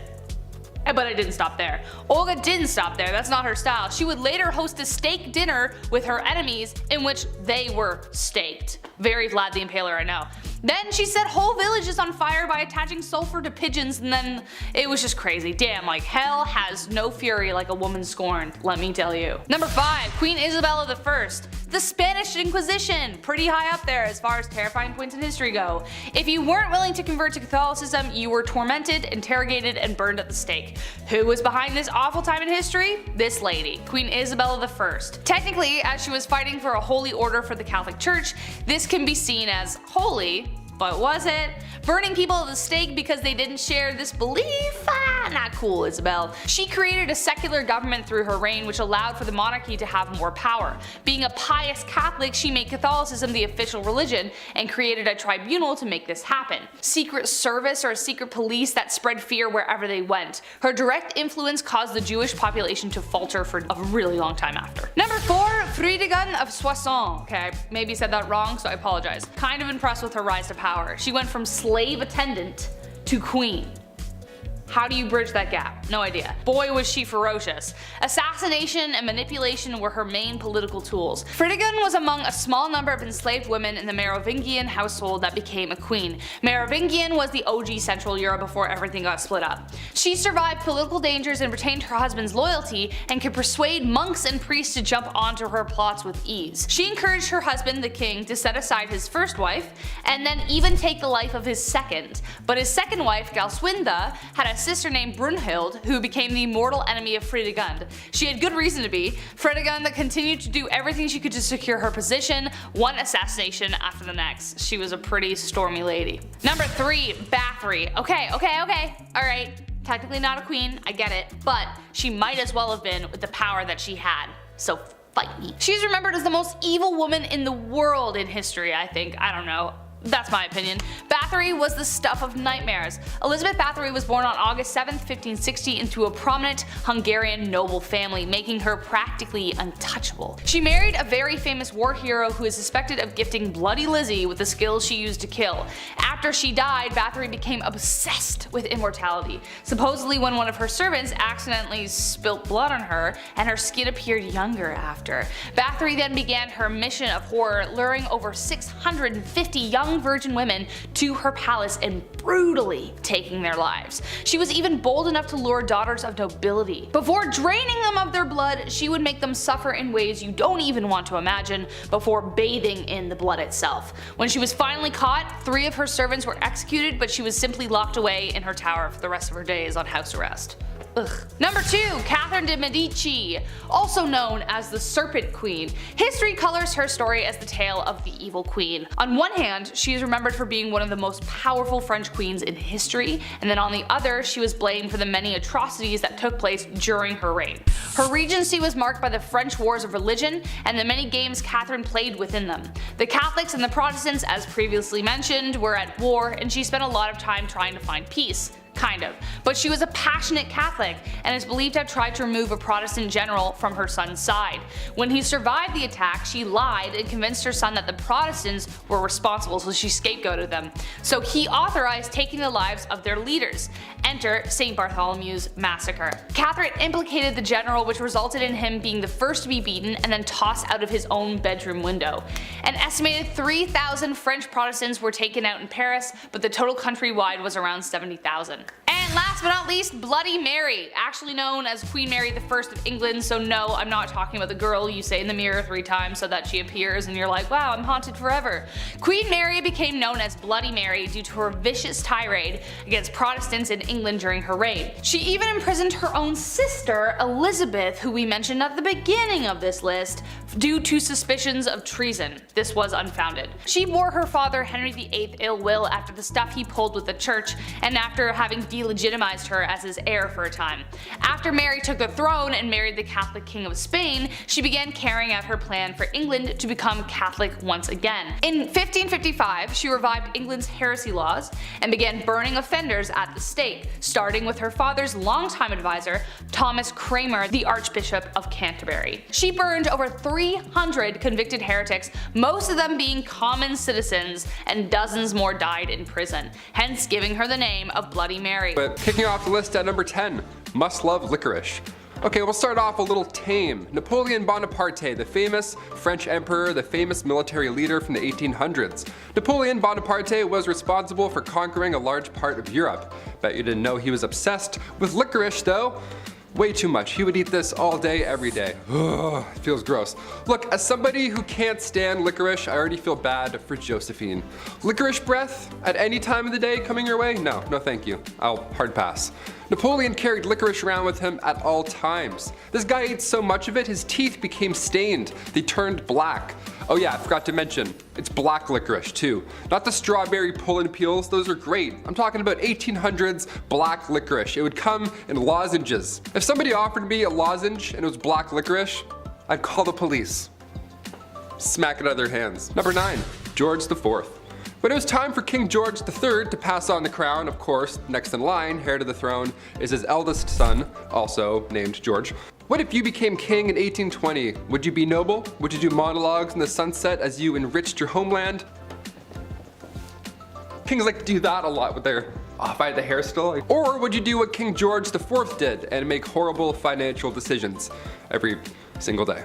The guy would just party all day as well. He would gamble every day, he would buy expensive stuff that he did not need, and on top of that, he would never do any of his royal duties. Guy wouldn't do his job. His father had to step in, classic. He figured the only way to settle all these new debts set in motion by George IV, in order to clear those up, George now has to marry his cousin, Caroline of Brunswick. The arranged marriage happened April 8th, 1795, and what was supposed to be a happy day for all was a nightmare for all included. They hated each other as soon as they met. I mean, obviously, he was a fool. George got heavily intoxicated for the wedding. He was just hammered the entire time. And then 9 months later, almost to the day, they had a child. And then right after that happened, they went their separate ways. So yeah, horribly unhealthy relationship. Once George became king in 1820, he then tried to divorce her. Like, what a fool. Just let it go. Let it all go. Let her go. Number 8, ladies first. These ancient kings, they could literally do whatever they wanted. And it's important to note how they would act if they didn't get what they wanted, right? Like George IV of England. He's referred to as England's worst king by historians. Great title, even worse than King Joffrey. What do you know? It's one thing to spiral into debt, that's classic king behavior. MC Hammer went broke. We get it, it happens. But George IV, he was all about the ladies, a little bit too much. All he wanted in life was just to hook up with women. That was it, his only desire in life. And if they weren't interested, George was known to throw fits. He would cry and stomp his feet, literally. You know how those brave and bold kings do? George would offer these ladies money, although they weren't for sale, so that wasn't a great plan and didn't work a lot of the time. And George would go so far to threaten his own well-being if they refused. How terrible is that guy, right? Just imagine that conversation, how insane. What takes this to the absolute next level though is that George would keep a lock of his partner's hair after they had spent the night together. Now I know you're freaking out, maybe you're like, huh? Maybe you just choked on your rye bread sandwich a bit, that's more than fair. At the time, this wasn't abnormal behavior. I mean, you know, lovers would exchange their hair instead of phone numbers, I get it, it's back in the old days. But George, he had a lot of hair. He had like a lot of hair. He had like 7,000 envelopes filled with hair. I'm over here exchanging phone numbers at the club. Like, what am I doing wrong? Am I, doink? Call me, peace. Number 7, food. Nice. Whether you like it or not, at some point in your life you're gonna have to eat, and if you're like me, that means all the time. Steaks, ribs, beer, Burger King, pizza, pasta, ham, and chicken wings. Nice. It should be no surprise that I like beer and barbecue, and to answer your question, yes, I am the most fun guy to be around at the barbecue. Why? I just like to have fun and I like to eat good food, man. That's just it. Imagine a world, however, where there is no pizza and chicken wings. I know, it's horrible, right? Ugh. Food was always a concern of commoners in ancient times, and as much as I love meat, it wasn't always available. They just didn't live in the industrial agricultural world that we live in today. For Romans, it was a steady diet of breads and nuts, and if they were lucky, maybe some cheese or soup. But for the kings and emperors of old, well, if you feel like vomiting after all you can eat buffets makes you feel, you know, some first world kind of guilt, then look no further than ancient kings. Food might be the most excessive way they live, really. All kinds of meats all the time, beer, wine, fresh fruit and vegetables, which for health reasons is pretty huge, and to make them huge, maybe even some desserts. The Egyptians, for example, were known for their sweets. And now I'm hungry. We should go to a banquet together. Number 6, 6,000 knights. Being a medieval knight, obviously, it sounds cool. They have the sword, the horse, the flowing hair, all that good stuff. They're saving the damsel in distress in some sort of tower. Well, no, it actually sucked being a knight at all. First of all, chainmail. You know how heavy chainmail is alone by itself? It's like 55 pounds. All that chainmail underneath your armor, no way. My body, this Q-tip spine would just break in half. No way. I can't even get on a horse wearing jeans and a shirt, let alone chainmail. Being a knight is something that starts when you're 7 years old as well. You gotta start as a little tot, a little royal tot. Then you'd be given to a noble to learn and be wise for 7 years, some, you know, Yoda type scenario. And then at age 14, you become a squire. A knight's intern, not an ideal job to have when you're 14, but if you stick it out, just 7 more years, then you're an official ting, ting, knight. That's it. But then what? Do kings have 2 knights? Do they have 4 each? Is it like a breakdance squad? Is it like 8s, groups of 8s? Like, how do we do this? Henry II of England could call up to 6,000 knights. This was back in the late 12th century. That's a lot of backup. That's a lot of shiny, majestical backup. My favorite knight, still to this day, I don't care, Martin Lawrence. Jamal, Scott, Walker. FBI, what's up? What's happening, y'all? Number 5, big money. This is no surprise to anyone, I'm sure, but back in the day, I'd argue the division between wealth and poor was larger than today. Kings had it all. I mean, if you listen to what Taylor's saying, he knows what he's talking about. Food, water, power, what else is there? Well, how about the coinage to make it all happen? The bread, the guap, the dosh, and my favorite, the cheddar. Yes, that's right, the ancient king's wealth. Whatever they didn't already possess, they could take by force, or simply just bought with incalculable riches. With uncalculable riches. So much money. They had so much money. I can't make it clear. They had a lot of money. A great example of this was Mansa Musa, a very wealthy king from the Mali Empire. It's speculated he might have been the wealthiest person to ever walk the face of the earth. Earning his riches through the trading of gold and salt, he decided to show the international community how rich he was, and went on tour, because that's just something you do when you have millions of dollars, I guess. Where in multiple cities he spent and gave away so much gold that it upset the city's economies. That is a big flex. Okay. Donald Trump might have hotels, but Mansa Musa has everything else. It's kind of like Monopoly when one player has a boatload of cash and they go from one good property to the next. So, you know, if they land on something, they get all the so even if they land on something, they got all the cold hard cash to deal with it. Plus they also have some good property and they just make it back every turn anyway. I'm fed up with Monopoly. Number 4. King of Castles. King Ludwig II had numerous castles built to resemble fairy tale castles.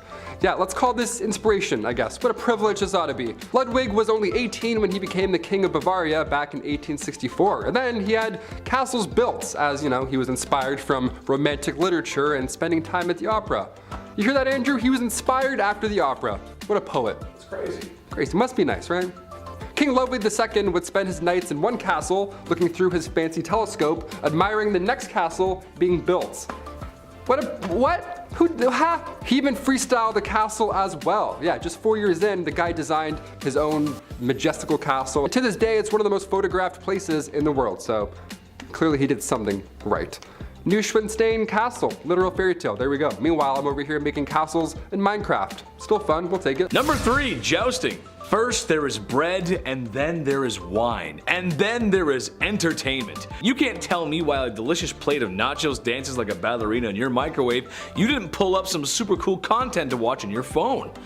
Maybe featuring a large, kinda funny comedian, and maybe also featuring a super handsome, tall, funny comedian with a neck thing, I don't know. Kings of ye olde times did not possess the power of the internet or watching fail videos, so watching combat sports was the next best thing. Oh, what's that I hear? Watching the sport isn't enough? Well, some royalty even got involved. King Henry VIII, for example, just loved to joust because he did. He even had an accident with such, and it's what might have made him gone mad in the first place. Number 2, banning coffee. This is the worst of the worst, people. Here we go. Murad IV, Sultan of the Ottoman Empire, the guy banned coffee. What a monster. I would be asleep right now if coffee wasn't a thing. He was born in 1612, and for the most part, his mother was ruling through him because he was so young and all. But when he got a little older, he got a little wiser, he put forth these laws, punishable by death, may I add, in order to get things back on track. That was the key. The guy banned coffee, tobacco, and alcohol. What a fun guy. He would actually disguise himself as a civilian at nighttime and then wander around aimlessly in hopes that he would find one of these dark roast renegades just wandering the roads. If you were caught outside having a quick smoke break, you weren't arrested, you didn't get fined, but rather Murad IV himself would just take off his hood and be like, surprise, and then he would take off your head. Right there in the streets. No trial, no jury, just straight to execution. All that for some stale ale. What a monster. Number 1, groom of the stool. For some reason, this job was considered to be higher up, a well-respected job, if you will. However, I'd like to ask the man in charge of such an operation how he felt. I can imagine he wasn't too fond of his job. Hands never clean, hands never clean. The groom of the stool is someone who would assist the king in his bathroom duties by supplying fresh water, towels, and whatever a king needs. He may have also been responsible for cleaning the forbidden starfish. May the divines of Skyrim have mercy on his soul. I guess this had to be done, but I don't know if I could ever even do that to another human being. If you've ever eaten Taco Bell late at night and washed it down with some Baja Blast, then you know the kind of explosion awaits the porcelain throne in the morning. So yes, having a servant present at your bowel movements is a privilege that most other folks just didn't have, but would you really want one? At number 10, some background. The Mughal dynasty in India was founded by Babur, a descendant of the one, the only, Genghis Khan and Tamerlane. After he defeated a sultan of Delhi named Ibrahim Lodi in 1526, Babur was the first step in the Mughal dynasty that would last for over 3 centuries. To say that the empire was immense is an understatement. The empire ruled over 103 million people, probably even more. The Mughals were rooted in Muslim beliefs and were noted for their well-organized government and cultural sophistication. Many of the rulers tried to integrate the Hindus and Muslims under one state, but as we will find out from this list, it was not an easy thing to do, which ended up causing a lot of strife. Many rulers of the empire flip-flopped back and forth between being merciful and tyrannical towards the Hindus, adding to centuries of oppression. At number 9, blinded. Humayun was set to inherit the throne from his father, much to the jealousy of his brothers. He was 23 when he ascended the throne in 1530 after the death of his father. His brothers reigned over different fiefs, but none of them were satisfied unless they had the crown. He also wasn't the best ruler. Humayun was sent into exile for 15 years after he was overthrown by one of his father's generals, Sher Shah. Humayun fled and eventually ended up in Persia, where he built back up an army through his partnership with the Shah. Slowly, he took back his land, facing his own brothers who were constantly scheming against him. But Babur, his father, made him promise that he would never lay a hand on his brothers. But his brother Kamran continued to threaten him, and one instance while defending a fort turned on the innocents trapped inside and took their lives viciously. Kamran, not a good dude. Something needed to be done. He eventually catches his scheming brothers, blinds his brother Kamran, and chains his brother Askari. A little messed up, but not bad for war. Number 8. Michael Jackson, the king of pop. See, I got you. I pulled a sneaky on you. But he's still a king. And maybe he was the biggest celebrity who ever lived. Would Halloween really be Halloween without Thriller? And how could cool guys let you know they were cool in the 80s if they didn't have all that leather jacket and stuff? You wouldn't be able to know. You just wouldn't. Well, maybe some things you don't know about Michael Jackson were his shopping habits. The man loved shopping. And with that kind of money, well, you can do anything. Well, some may remember his chimp, his Neverland mansion complete with carnival rides, an arcade, and even an oxygen chamber in case Darth Vader was coming over to stay the night. However, something very strange the man tried to do was he tried to buy a very strange man himself, or rather his bones. For some reason, Michael had a fascination with the Elephant Man, a man with severe facial deformities and freak show performer from the late 1800s. Michael tried to purchase his remains. That's it. That's the point. He tried to buy him. They wouldn't let him, but he tried. That's a weird thing to buy. Whenever I hit the number, I don't go, hey, 1-800 museum people, someone bring me King Tut. I want it. Number 7, Elvis Presley. Lots of similarities today. Elvis Presley, before Michael Jackson, he was probably the most famous person to ever exist.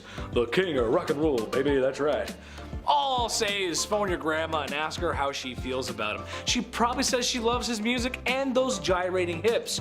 At the time, it was pretty controversial. Boy, only if they knew what was going on today. Whew. Sorry 50s atomic families.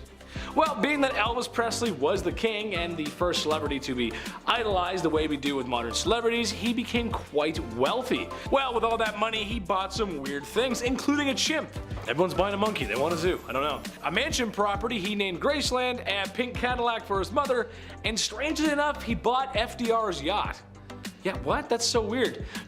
Good president, sure, but does it really have room for a monkey in a pink Cadillac? I don't know.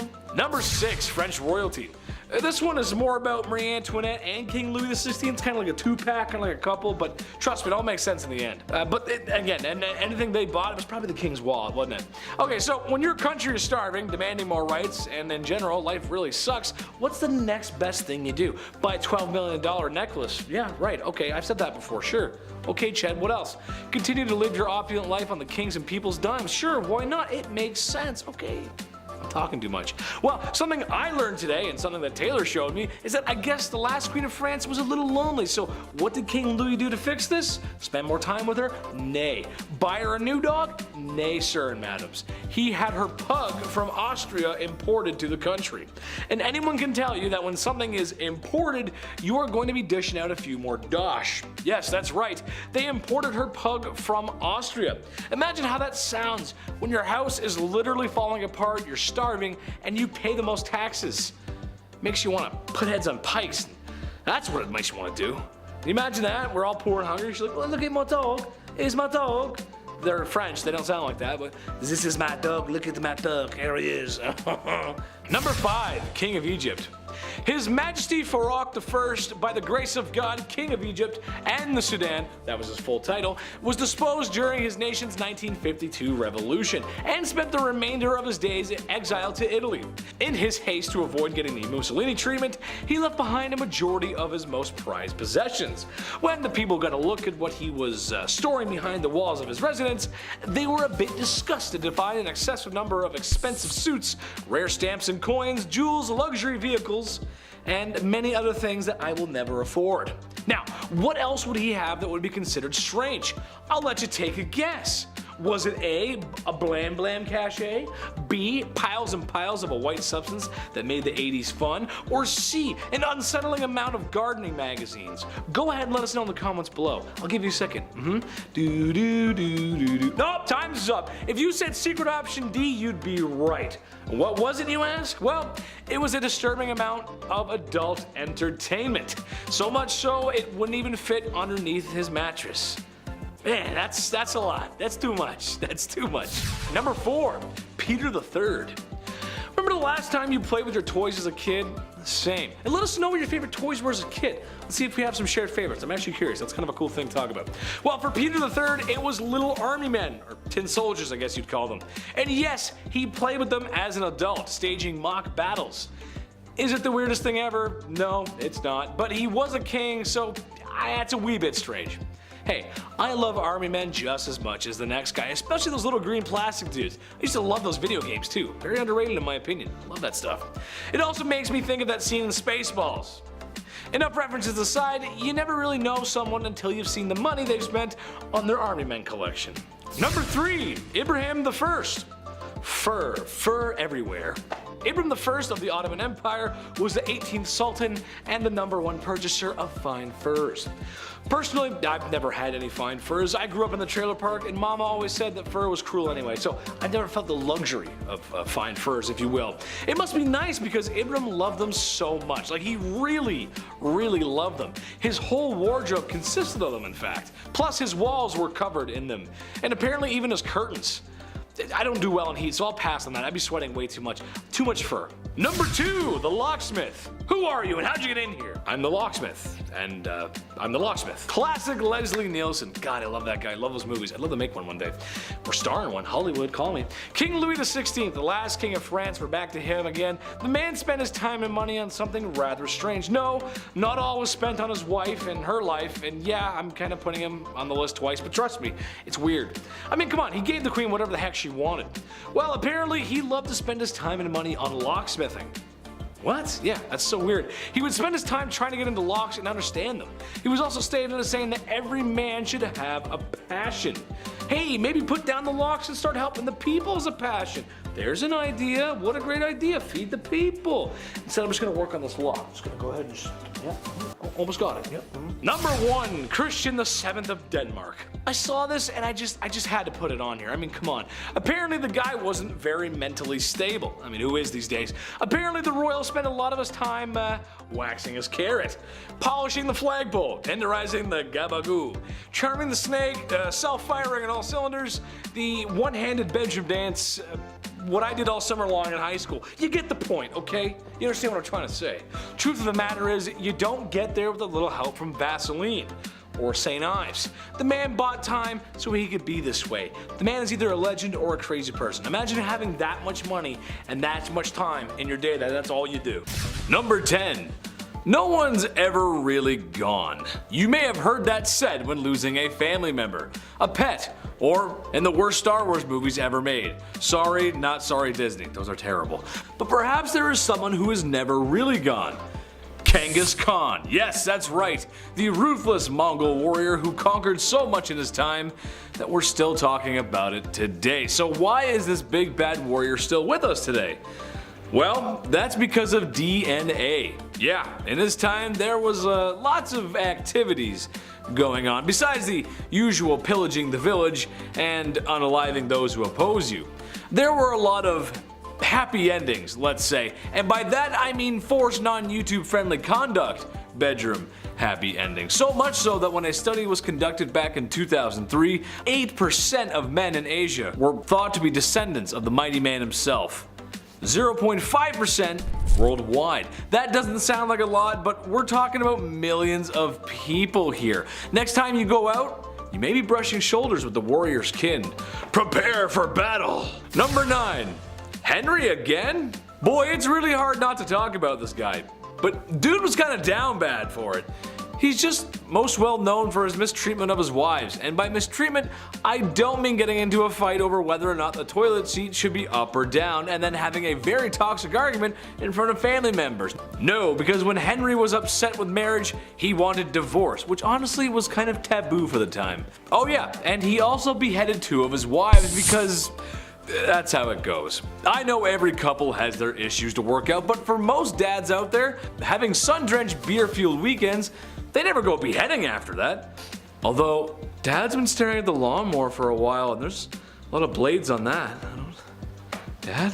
While it is true King Henry VIII did behead 2 wives, he didn't do it to all of them. And at some points we're honestly quite pleased with his holy sanctity of marriage. Anyone who's ever been married can tell you how peaceful and sacred that bond really is. At number 8, why you mad? Now this could be a bit of a controversial opinion, but if your name includes the words the mad, I would assume that you're not doing too great, right? I mean, you have to earn that title, and if it's a title that harsh, that simply begs the question, what in the HE double hockey sticks did you do to get that name? Well, for Charles the Mad, he did a lot. Charles became king when he was only 11 years old, so that certainly didn't help his development, and knowing this kind of helps explain a lot of his actions. He was known for getting really angry and throwing fits of rage, and was known to give people the gift of the big sleep, if you know what I mean. Charles didn't always kill people though, only sometimes. Other times he liked to switch things up. Sometimes he would run around his palace pretending to be a wolf. Other times he would go through phases where he just really didn't want to keep up with his personal hygiene, and he would get so gross that he literally had to be cut out of his own clothes. Now I don't know how long you have to go without bathing to get to that point, but really I don't think I want to know the answer to that question. Charles also thought that he was made of glass, and so he would go through phases where he would sit completely still so that he didn't break. Kind of like Drax from Guardians of the Galaxy, but not as, you know, extraterrestrial. Well, maybe he was. That honestly would explain a lot. Number 7. Party hard. Zhu Huzhou was the emperor of the Ming Dynasty in the early 1500s. Now, lately we've been talking about kings and queens. We're on part 2s for both now, and there's a good amount who simply just aren't ready. They're too young to rule. Like Joffrey from Game of Thrones. Kings like that actually existed. They were horrible. They were young, they were too young to know what was right and wrong. Plus, they usually have some corrupt parents whispering in their ears the entire time. Zhu took the throne at just age 14, and for a while, ministers were confident that he would grow into the role and become the leader that he was born to be. Well, when he got older, he transformed a zoo just outside of Beijing. He transformed it into his own personal brothel. Yum. I mean, on one hand, I'm glad the animals are free, but like, a zoo? You couldn't find a more romantic place? Can convert an Applebee's to a brothel, maybe? I don't know, something with AC? His final days were spent partying, and some would say a little bit too hard. He got intoxicated and fell from a boat. That's how he ended his life. Honestly, not a bad way to go out. Pretty OG. At number 6, love game. A lot of kings and queens throughout history have been known to engage in the horizontal hustle a lot. I mean, when you're a ruler of a kingdom, you don't really have much to do in your spare time, so what else are you gonna do? Play a board game? No. These monarchs were getting busy all the time, but there was one king who was just so obsessed with getting a good old pickle tickle that it just became his whole personality. King Philip V was known to be a nymphomaniac, and he liked doing the deed a lot, but because at the time, the Catholic Church said that having sexy time with anyone but your spouse was a sin, the king and his wife were getting busy all the time. Eventually, his first wife caught on to how to use this to her advantage, and she would often refuse to sleep with him until she got her way with anything she suggested or demanded from him. You would think that he would catch on to this game, but maybe his urges were just so strong because he always caved and gave her what he wanted. Obviously, this man did not follow Hoodville. Absolutely not. Just to give you guys an idea of how obsessed this guy was, when his wife was on her deathbed, before she went he literally tried to get one last bang in. On her deathbed. Like, dude, not the time. Number 5. George V. We love hobbies here on BumbleBee. I mean, I used to collect special quarters growing up. I swear to God. The only time I've ever been good at saving money was when I was 12. I would see one of these and be like, don't touch it. George V turned out he loved stamps. A lot. Like a lot. Since he was a wee young lad, he was collecting these little guys. Here's the unusually impressive part about him though and his hobby. He continued to collect stamps during World War I. This guy was busy, everybody's trying to stay alive, and George is just licking stamps in the library like a prince. Like all collections, it started at an early age, and now it's at the point where it's past impressive and it's just borderline strange. This guy had albums on albums of stamps. He had around 330 albums, each with 60 pages full of stamps. Quick maths, that's like 20,000 pages full of stamps. So naturally he was nicknamed the King of Stamps, or rather the King of Philately, the official term for collecting stamps. It's a nice word. Philately. philately. Back in 1905, he set an all-time stamp record, which I didn't even know that was the thing, and it was the most money ever spent on a single stamp. The guy dropped like 220,000 US on a single stamp. Somebody even asked the prince down the road if he had heard about this idiot who spent 1,400 pounds on a stamp, and he was proud of it. He was like, that was me, you wanna see it? The next King George is a little different, to say the least. At number 4, womanizer. I'm going to preface this by saying that George IV of England was voted as England's worst king by historians, so that should already tell you a lot about this guy. Georgie here was yet another one of those monarchs who was a little too invested in his intimate conquests, you know? Now we do know that the encounters that he was on were all consensual, so that's a plus. However, he was still creepy about it. Yeah. This man tried everything to get a woman to sleep with him. He would throw a tantrum if she said no, or threaten to end his life if he didn't get to do the 8-legged nature dance, you know? Somehow, this had a pretty good success rate, even though he was not a catch at all. It feels like this was one of those situations where you kind of just give in to make him stop talking, you know? Anyways, this guy was super creepy because on top of the lengths that he would go to just to get some time in the sack, he also kept trophies of his conquests. He would ask each of the people he slept with for a lock of their hair, and he kept them all. Back then, it was kind of common for lovers to keep locks of each other's hair, but George's collection was alarming because of just how many locks of hair there were. After the king died, his brothers found 7,000 envelopes, each with a lock of hair that was, quote, enough to stuff a sofa, end quote. Fun fact, if you want to see this insane collection, it is in a museum in Scotland, so check that out if you want, I guess. Number 3, Kleptomania Part 2. On our spoiled queens list, Brie mentioned Queen Mary and how she just couldn't stop stealing, which is hilarious to me, just this old lady stealing your shit. Well, the last king of Egypt also had sticky fingers. He was even better at it too. Check this out.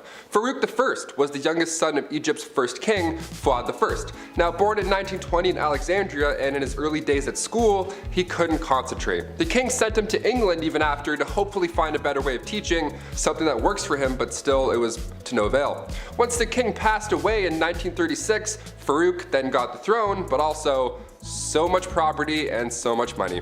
He had hundreds of fancy cars, 75,000 acres of land. This guy had it all. Literally, he had anything he could think of, but still he felt like he needed to take more, to steal. At 17 years old, he would slam 12 eggs for breakfast and then wash it down with 30 bottles of beer. Nutritious and delicious.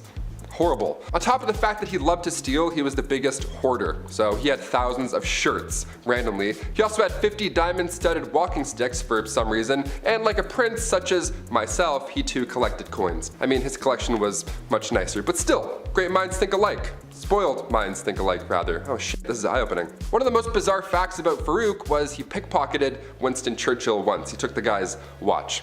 After everything I just said, he still decided to steal his watch. What a gem. We love him. Yeah.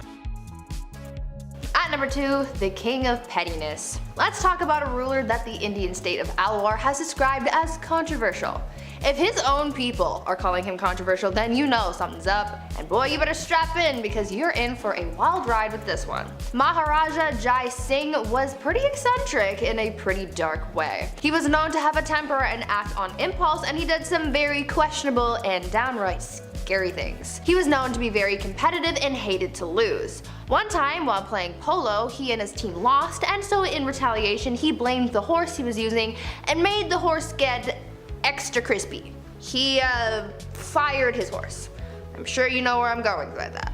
If not, use your noodle, I don't know. Unfortunately, the cruelty towards living things didn't stop at animals, and he was also known to kidnap women from the streets and go all criminal minds on them. On a slightly lighter note, though, the Maharaja was also known to be very petty. Once he went into a Rolls-Royce dealership, and the person working there thought that he was broke and ignored him. Thinking that this was insanely rude, he bought 7 Rolls-Royces, sent them back to India, and used them to pick up garbage. This guy was really just doing the absolute most. And coming in at our number 1 spot, King Ludwig II. Home renovation shows rock my world. I can watch Love It or List It for months at a time. It's the dream, building your own home one day, and if you're a king, well, it's pretty easy to get that done. In our Spoiled Queens Part 2, I mentioned a princess that had a house made of ice, literal ice. Well, King Ludwig II had numerous castles built to resemble fairy tales. Literally, like fairy tales. I gotta admit, I kind of love this a lot. Ludwig was only 18 when he became the king of Bavaria in 1864, and then he had castles, like castles, more than one, built after he was inspired from romantic literature and spending some time at the opera. The kid was a dreamer, you gotta love it. He would spend his nights in one castle looking through a telescope at his new castle being built, so he would just watch it all night. That's like the king's way of waiting for your Amazon delivery. Just standing there, just like, oh, it's coming. 17 years and it's done. Just 4 years in, he designed his own castle, and to this day, it's one of the most photographed places in the world. Neuschwanstein Castle. Go check it out. It's literally a paradise. At number 10, Caligula. This guy reigned for 4 years, and the amount of straight up excess he demanded led him to be the first Roman emperor to be assassinated. Caligula was 25 years old when he took power in 37 AD, and he was great. He announced political reforms and recalled all exiles, but within the same year he contracted an illness that sent him a little loopy. Like to the degree of ordering hundreds of Roman merchant ships to form a 2-mile floating bridge across the Bay of Bauli so he could spend 2 days galloping back and forth across it on his horse Incitatus. Oh, speaking of his horse, he loved that animal so much, giving him his own house with a marble stall and ivory manger. And he almost appointed the horse consul before Caligula met his end. It got worse in the years after his demise, like in 39 and 40 AD when he led campaigns to the Rhine and the English Channel, where he actually avoided battles and instead did things like commanding his troops to plunder the sea, which means gathering shells in their helmets. The perfectly sane kind of things that you do when your favorite quote is, "Remember that I have the right to do anything to anybody." Number 9, Ramses II. He literally has the most statues of himself of all the 4,000 years of Egyptian pharaohs. That is really all I gotta say, actually. Ramses II was undoubtedly the greatest pharaoh. I don't know if that justifies his spoiled ways, but it helps explain them at the very least. He was a master builder, a war hero, and brokered peace all around over his crazy long reign. But he was also really good at the whole propaganda thing. Like I said, he has statues of himself all over Egypt that even to this day are hard to avoid. Not to mention all the buildings built in his name, including a whole temple to himself and one to one of his wives, Nefertari. He moved the capital from Thebes to the new capital he created, named, unsurprisingly, Pi Ramses, from which he ruled for 67 years, had literally hundreds of children and dozens of wives. He also, kind of hilariously, renovated statues and temples erected by previous pharaohs with his tag, either to pay respect or what I'm going to go with, just to say, look at this big statue of some other dude, but always remember, trademarked by Ramses the Great. P.S. I'm awesome. At number 8, Mumia medicine. It's safe to say that medicine from the past is very different from modern times. These days we have pharmaceuticals to treat illnesses, but back in the days of old there were very different and quite questionable methods of treating ailments, and one of those methods included cannibalism. In the 16th and 17th centuries, it was common practice for elites like priests, kings, and other nobles to consume remedies that included human bones, blood, and fat as medicine to treat ailments from headaches to epilepsy, and this practice was called mumia medicine. At first, it started with people using Egyptian mummies and skulls from Irish graves for use in medicine, as bones would be ground and used in different tinctures for various uses. But soon, other parts of the body started to be used. Human fat was later used to treat ailments on the outside of the body, and blood would be consumed as well, as it was believed to contain the vitality of life. Several monarchs were known to use mumia medicine, like Charles II and William II of England, Francois I of France, and Christian IV of Denmark. At number 7, kissing sheets. For thousands of years, monarchs worried about the threat of being poisoned by their enemies, and so they thought of an array of precautions to take in order to prevent being taken out by some kind of spicy death sauce or something. Many monarchs hired tasters to try their food before it was given to the king to make sure that it wasn't poisoned, but some monarchs were also afraid of being poisoned through something that they touched. This is why Henry VIII hired someone with a very important job to make sure that his bed wasn't poisoned. The person who was tasked with making the king's bed was also required to kiss every part of his bed in the morning. They would kiss the pillows, sheets, and blankets to prove that someone hadn't smeared poison on it. The king was also concerned with people poisoning clothing too, so his clothes as well as his son's clothes were also tested for poison before getting dressed. At number 6, eternal youth. I know that there are a lot of people out there who want to live forever. I am one of those people. I am afraid of dying, but I also want to see what humanity will look like many years from now until the sun consumes the earth. Unfortunately, that's kind of impossible, at least for now, until we come up with some kind of way to make people live longer. But this idea of prolonging your life has been around for thousands of years, and one Chinese emperor was super obsessed with the idea and really tried his best to live for at least another 10,000 years. Emperor Ying Zhang was obsessed with finding a magic elixir that would make him live longer, and he demanded that his subjects find this immortality elixir for him. Now, even though he brought a lot of prosperity to people during his rule, he never let go of his demand for immortality, and it put a lot of pressure on his underlings to find him something to help him live forever, but obviously that didn't happen. He was so concerned with his lifespan that he even brought magicians into his court. His obsession alienated him from his people, and after all of that effort trying to live longer, he died at the age of 49. At number 5, no bathing. These days, bathing is kind of a necessary thing. Gotta be clean, you have to smell nice, you have to practice proper hygiene. But back in the olden days, this was the complete opposite, and nobles rarely ever bathed, and it was kind of a trend. Over time, physicians began to believe that bathing was dangerous, and obviously the nobility tried to protect their lives and well-being at all costs, and so they just stopped bathing. In a popular 16th century medical book, it was advised, quote, "Use not baths or stews nor sweat too much, for all openeth pores of a man's body maketh the venomous air to open and for to infect the blood," end quote. So yeah, they thought that taking a bath would make you sick. In the late 15th century, Queen Isabella of Spain would go around bragging about the fact that she had only ever bathed twice in her whole life. Weird flex, but okay. King James IV apparently never bathed, and his hygiene was so bad that he passed on lice to other people who went into a room that was frequented by the king. He also never washed his hands before eating and would just rub his fingers with the wet end of a napkin. These people were gross. At number 4, prankster king. You know that you're a spoiled king when you can pull pranks on people constantly and never have anyone try and stop you or fight back. This was basically the life of King Christian VII of Denmark, who was known for being pretty childish and playing pranks on people his whole life. He was a troublemaker through and through.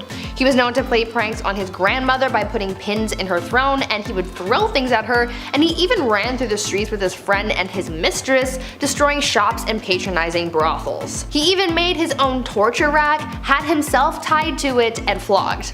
Why? I have an idea, but I don't want to think about that one too hard. One of the other weird things that he was known to do was leapfrog over dignitaries when they would bow to him. This guy was really quite immature. At number 3, saints in bed. I understand the desire to feel protected by whatever gods or saints you might believe in. That's one of the whole points of religion. However, I think some people can take that idea a little bit too far, and by some people I mean the Spanish royal family. These guys took religion very seriously, and they believed that following religion heavily would allow God to heal them when they were sick. So, when a member of the royal family was ill, doctors would remove body parts or even entire corpses of saints from churches and monasteries and would put them in bed with the person who was ill. Yeah, they slept with the corpses of dead saints to be healed of their sickness. Could you imagine if that was still how medicine was practiced today? At number 2, rat court-martial. There has been a record of many kings throughout history who were complete children through and through. Even though many of them grew into adulthood, they still acted immature, and one of the greatest examples of that was Peter III of Russia. He was not a good ruler or a good husband to his wife, who would later become Catherine the Great. Peter spent every night in bed with her playing toy soldiers because he was obsessed with his little dolls. He was so obsessed, in fact, that when a rat chewed the head off one of his toy soldiers, he was so upset that he held a proper military court-martial for the rat. He proclaimed the rat guilty of treason and had it hung in a tiny gallows that he had built for the occasion. It was weird, but in the end that bizarre event helped Catherine overthrow her husband, so I guess it kind of worked out for someone. And finally, at number 1, groom of the stool. Guys, I found the worst job in history. You think working at the 1-star Domino's Pizza in your neighborhood is bad? Wait until you find out about the groom of the stool. The groom of the stool was a job created during the reign of Henry VIII, where the role was to monitor and assist the king in his bowel movements. They would carry around a commode at all times, and they were also tasked with monitoring the king's diet and meal times, and would organize the king's days around his break times. They were also tasked with undressing the king for him to do his business, and it's also been suggested that they would have had to, quote, cleanse the royal posterior as well. Sounds like a pretty crappy job to me, but I'm not funny, I'll leave. Number 10, the young czar. Being the leader of a nation is hard. I play a lot of city builders, trust me, I know. Being the leader of a nation whose people have been brutally oppressed by your family's dynasty for 300 years, and in general living in very poor conditions, especially compared to the rest of the world, that's hard too. Even harder. Nicholas II inherited the throne from his father, which sounds great, but in reality was a lot of pressure to do so. As it turns out, Russia was in need of drastic change, and they would get it from the people and a bald man with very pointy facial hair. A communist revolution saw the Empire of Russia fall. 300 years of Romanov rule end overnight, as the Tsar was forced to abdicate his throne. So what's his crime? Well, not doing anything. Negligence. He did so much nothing that people had to do something. Number 9, Nero's steam. We've talked about Emperor Nero quite a lot on this channel, but that's because he's the down bad Roman emperor who puts opulence in Pax Romana. It's hard to pinpoint an exact crime or moment from him, as he's the guy you think about when you think of Roman emperors. However, his crimes against his wife Claudia Octavia are very notable. So when Nero was getting remarried, he had to get rid of Octavia. I mean, you can't have like 40 wives. You gotta get rid of her. But how? I mean, how do you get rid of a woman like that? He actually did the whole James Bond villain thing where the victim gets placed into a trap. It's very crude, but theatrical, because remember, theatrics are important. Remember that, folks. Hence, Octavia was banished to an island where shortly after she was locked into a vapor bath, where she suffocated.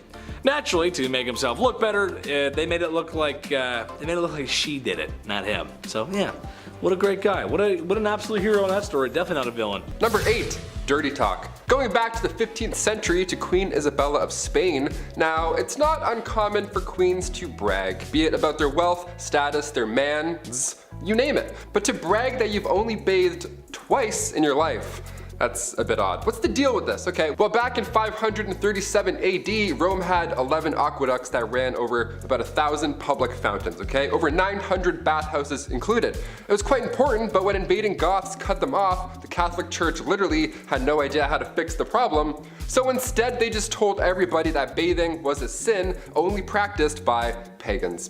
So at one point in history, you could have ran a bath, thrown in a bath bomb, relaxed for an hour, got out, and then immediately you're a sinner. Worst of the worst too. How dare you having a bath on Monday afternoon, you monster, you pagan monster. The Old Spice guy would have rocked their world. At number 7, Mother Knows Best. I think after hearing about these queens who've done some dark things to get their way, you would think that it's safe to say you don't mess with a woman and her plight for power.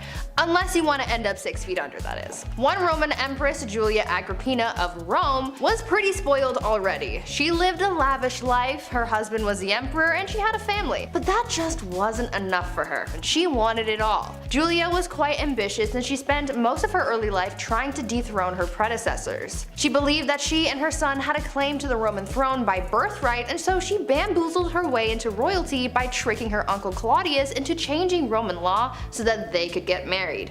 Ew. Suddenly though, after they got married and she became empress, Claudius died, and most people think that Julia had something to do with it. That's likely the case. She and her son Nero went on to rule Rome from 49 to 54 CE.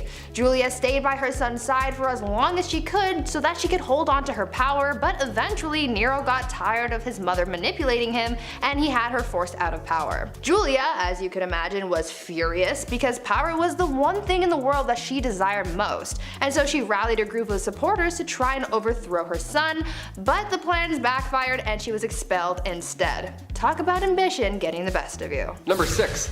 We are family. The last queen of Madagascar. Queen Rana Valona was one of the worst. She was born in 1788 and she ruled over the kingdom for 33 years. She was so cruel and violent that she would often choose violence first in order to preserve independence over the island. She's known as the most ruthless queen in history. After the death of her husband, she just went mad with that new power. In the late 1700s, her king brought peace to the land, but of course there were traditionalists who opposed him. The king's uncle at one point tried to take him out, but a local warned the king.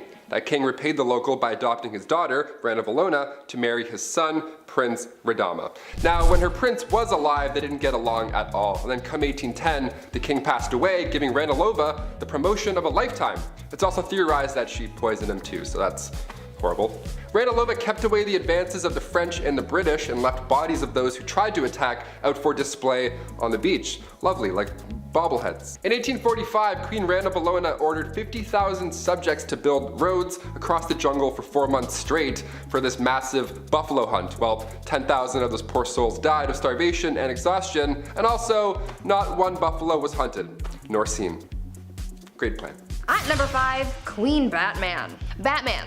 He is justice. We know this. Well, long before Batman, there was a queen who sought vengeance, and she did it in the most brutal way. Olga of Kiev became queen regent in 945 CE after her husband was killed because her son was just too young to rule yet. Olga knew that once her son was old enough to be crowned king, her power would be taken away, so she had to do the most that she could with her power while it still lasted, and so she used her powers as monarch to seek justice for her husband's death. She was able to get her husband's killers captured and killed using scalding water, but she soon developed a thirst for suffering apparently, and she just kept on going after people. She would not rest until everyone associated with the people who killed her husband were all eliminated. So if you ever breathed in the general vicinity of the guy who offed her hubby, you could kiss your life goodbye. Olga took hundreds of people out of the tribe that her killers were from. She devised a plan to bury their tribe's leaders alive, and she even came up with a plan to set fire to their entire village. It is said that Olga may have locked the tribe's leaders in a bathhouse and burned it down, but we don't know for sure. All we know is that she definitely was not okay. Number 4, no crust.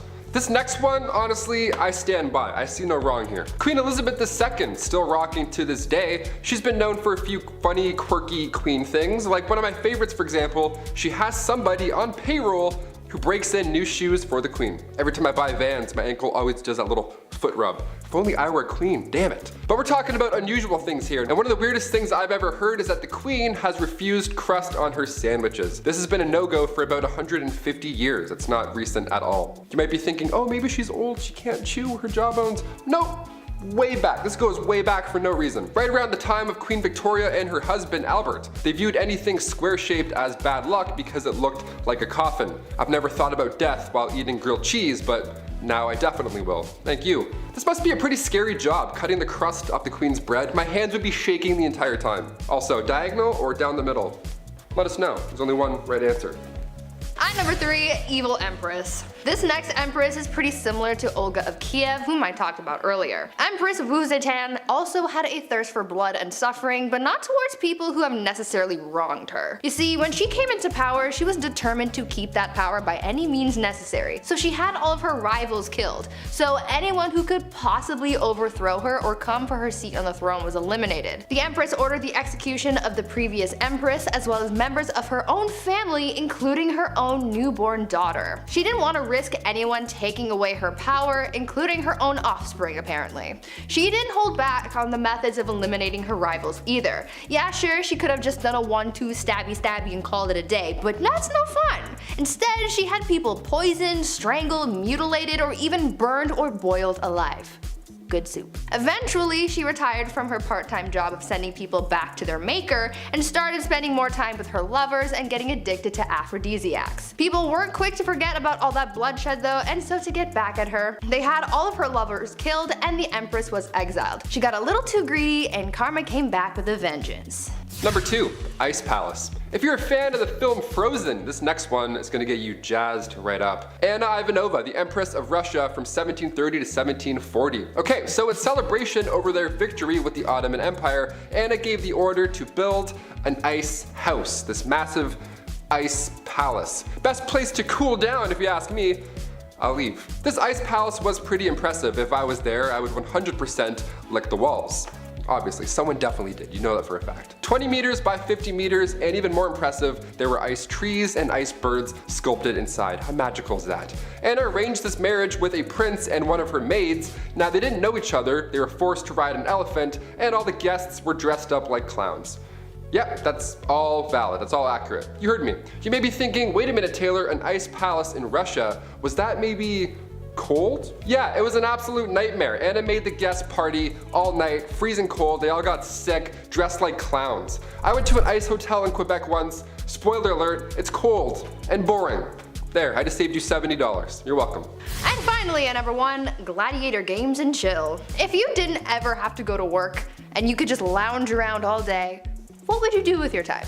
Really, anything could be possible. You could be like the Bruno Mars Lazy song. Well, there's one empress from back in ancient Rome who occupied her time with the company of others. Apparently, Empress Valeria Messalina was famous for her exploits. Since she was empress and she had all this time and money and no one to tell her no, she took full advantage of that and bought a house, turned it into a brothel, and made that her side hustle. A lot like Littlefinger from Game of Thrones. Though she had a collection of women who worked there, she also was known to invite upper class ladies to participate in the nightly escapades as well. And don't think that Valeria did jump in as well. She was considered to be quite something in the sack.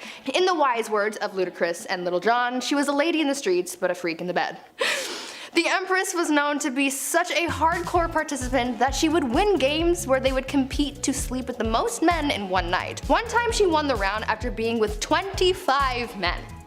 One night. She did the absolute most, but at least she was having fun. Kicking off the list at number 10, a goodnight kiss. We'll start off funny, okay? History can be funny sometimes, even when it's not meant to be, and it's meant to be completely serious. I can't help but read this information and laugh. Royals were sweating constantly about people trying to take them out, of course. I mentioned Boy Jones on here a few times. That guy stalked the Queen over and over for years. Historically, these royals have been on the lookout for enemies, and the way that they prevent these attacks, yeah, sometimes it can be a little funny. Like the kissing sheets, for example. Have you heard about this weird position in the castle? What an odd job this is. A great deal of monarchs hired taste testers to make sure nobody poisoned their ale, which is, pretty lousy job there. Either having a good day or a bad day, no in between. But they also had a guy kiss the king's sheets every day, He just kissed the entire bed. The king size, may I remind you, massive bed. King Henry VIII, this guy hired somebody to literally just go in, get snuggled up, and just make sure the king's bed wasn't poisoned. There's nothing on it that's gonna make the skin go all ouchy. But he would just get in his bed and just go to sleep for a bit. You're required to make the king's bed every morning, of course, and before he gets back in, you gotta get in and kiss that bed, man. You gotta kiss that bed real good. Mwah, mwah, let's go. Mwah. All right, time to clock out for the day. Mwah, one more for good luck. Clothes as well, that was touched. Maybe not kissed, but it was for sure worn and touched. It's so weird. Guys wearing my clothes in my bed. No way, I'd rather get poisoned. Like, yo, take my jeans off. Who is that guy? Get back here. Like, imagine marrying that king and it's like, oh, hang on, before we get snugged in, this guy has to go and kiss your sheets. She's like, ew, what? Why does my sheets smell like breath? Everything smells like breath. Number 9, enemas. We gotta talk about perhaps one of the worst sights to see in the household. Back in the olden days, enemas were the talk of the town. Well, rather, the palace. Like most things in the 1400s, only the rich could afford the enema supplies. Specifically, King Louis XIV. Guy loved enemas. Just big old fan of enemas. It's believed that over the course of his life, Louis XIV received thousands of enemas. Thousands. It's a lot of decimals. Decimals for enemas. In just 1 year, Louis received 212 enemas. Like, guy, that's like 112 too much, I'd say. I don't know. He would always take it a step further, and dare I say, a step fancier, by using almond milk for the enemas. Imagine being married to a guy and he pulls out almond milk and you're like, oh no, not again. Come on, Louis, please. I just ate. At number 8, no side bays. A bad relationship can really mess you up. Anyone who's been through a bad breakup can tell you that. Not as many people carried that pain with them as much as Catherine de Medici did back in the day. Her didn't even begin to describe how she felt, and she really embodied the pain that she was feeling after having her heart broken. She basically turned into the type of person that was like, if I'm not happy, no one else is gonna be happy either. Catherine's husband, Henry II of France, had a mistress, and Catherine was well aware of it. They had been having an affair for basically the whole time Catherine was married to Henry, and he loved his mistress more than he ever loved his wife. When Henry was on his deathbed, his final request was to see his mistress one last time, and as a final FU to her husband, not only did she deny the mistress from visiting Henry, but she literally made him die alone with no one by his side when he kicked the bucket. On top of this hatred towards her husband though, Catherine was also an absolute B-word to her daughter as well. Catherine would fight her daughter over her romantic affairs. I guess she didn't want her daughter to be like her father. Either way, Catherine got so mad about one of her daughter's affairs that when she found out about her lover, she locked her daughter away in a castle and never saw her again. Talk about a serious grudge. Number 7.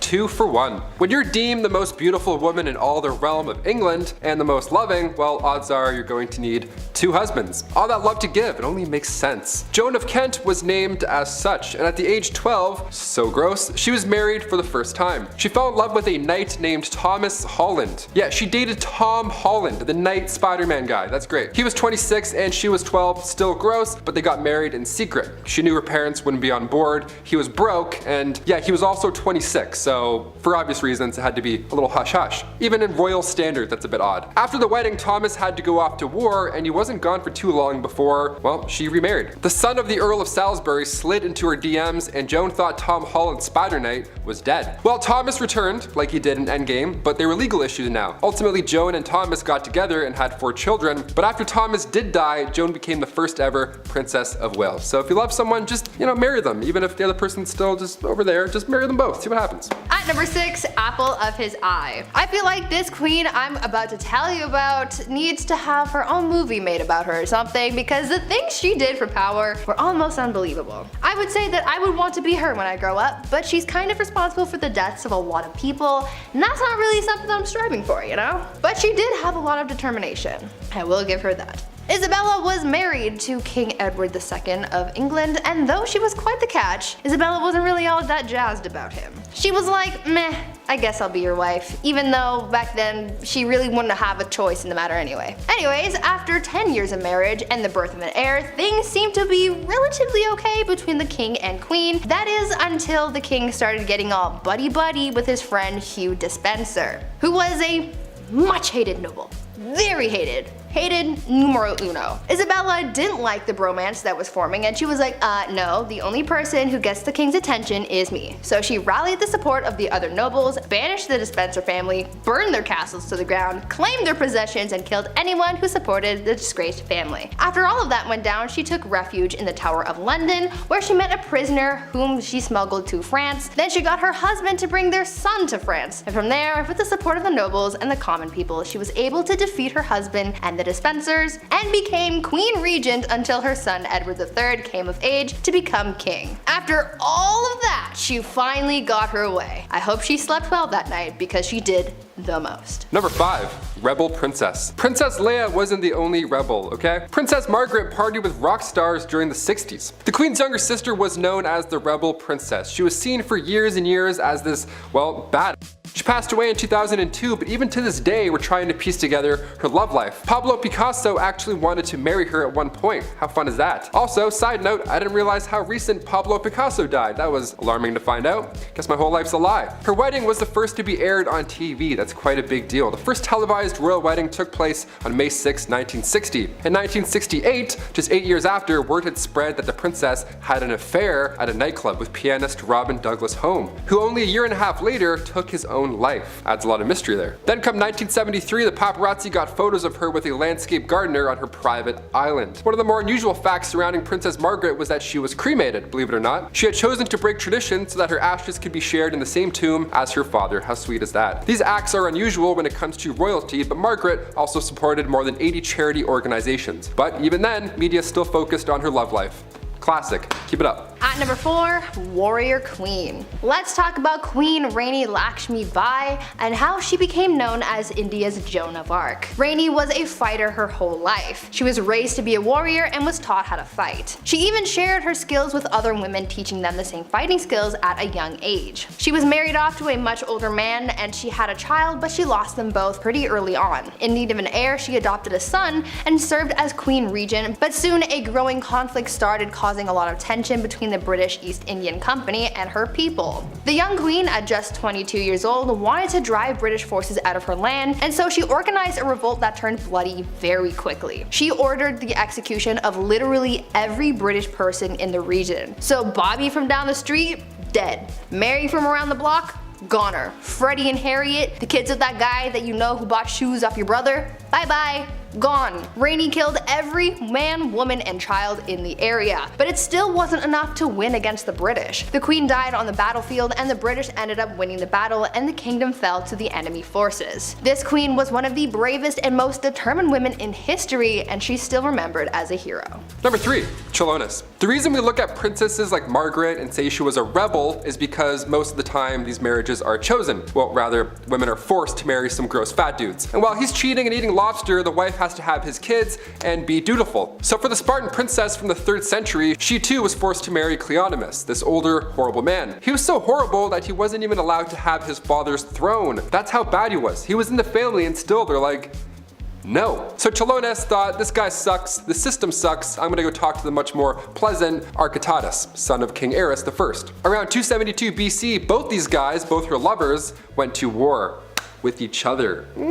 Drama. How about the tea on that? Chilonis was preparing to hang herself in case her husband won. That's horrible. Now luckily he lost, therefore the princess this time around did really live happily ever after with her other man. That's like an R-rated version of Shrek 2, what I just said. I can't believe people had to go through this in real life. That's horrible. At number 2, toxic cosmetics. The price of beauty is pretty steep. These days people spend hundreds and hundreds of dollars on makeup to make themselves feel beautiful, but back in the day makeup not only cost a pretty penny, but it also cost some serious health concerns. Cosmetics were made of a lot of questionable ingredients that you probably wouldn't find in today's products, but for people like Queen Elizabeth I, she didn't care what she was putting on her skin, so long as she not only looked like a snack, but the whole damn meal. Yeah. Elizabeth had pitting in her skin from when she contracted smallpox at the age of 29, and back then, having blemished skin was a sign that God was a little cheesed with you, or that you were having some wild thoughts like thinking about the sexy time ooh. It was thought that these thoughts bubbled up from your no-no square up to your face and showed everyone that you were sinning. Anyways, to cover up the blemishes, Elizabeth wore a lot of makeup, like her version of foundation, but the ingredients were really just making things worse and not better. The foundation was made with a tincture of white lead ore, vinegar, and sometimes arsenic, hydroxide, and carbonate. To add some color back to her face after applying this pasty white mask, she powdered cinnabar to her lips and cheeks, but this was pretty dangerous because it contained mercury. She did this every day, and as you can imagine, it wasn't good for her health at all. Imagine absorbing all of those chemicals through your face on a daily basis. Not cute. And finally, number 1.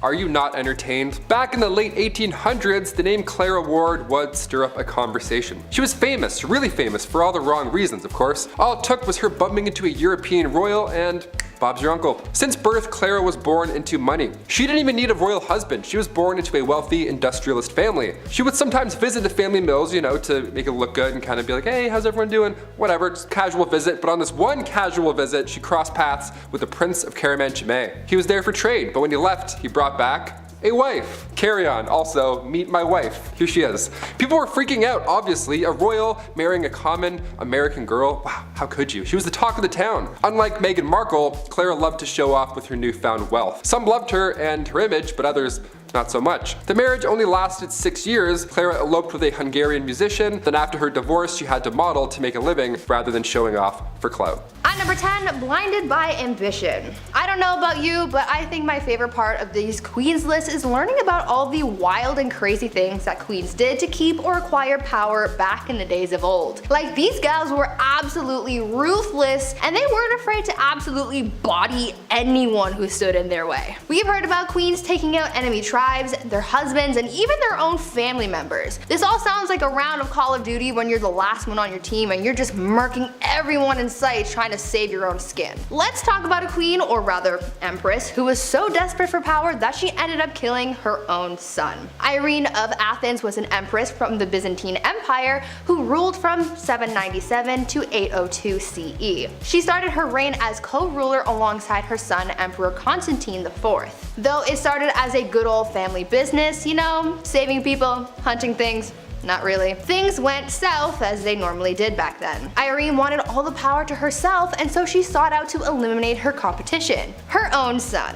Irene lured her son into the very room that he was born in and gouged his eyes out. Like, ma'am, this is not ice cream. You can't just scoop eyeballs out and make a sundae out of them. Thank you. That's not how that works. Constantine ended up dying as a result of his injuries, and since his own heir had passed away earlier that year, the transition of power ended up going to Irene, who became emperor. Yes, emperor, not empress, because she was the sole ruler, making her the first woman to do so. Number 9.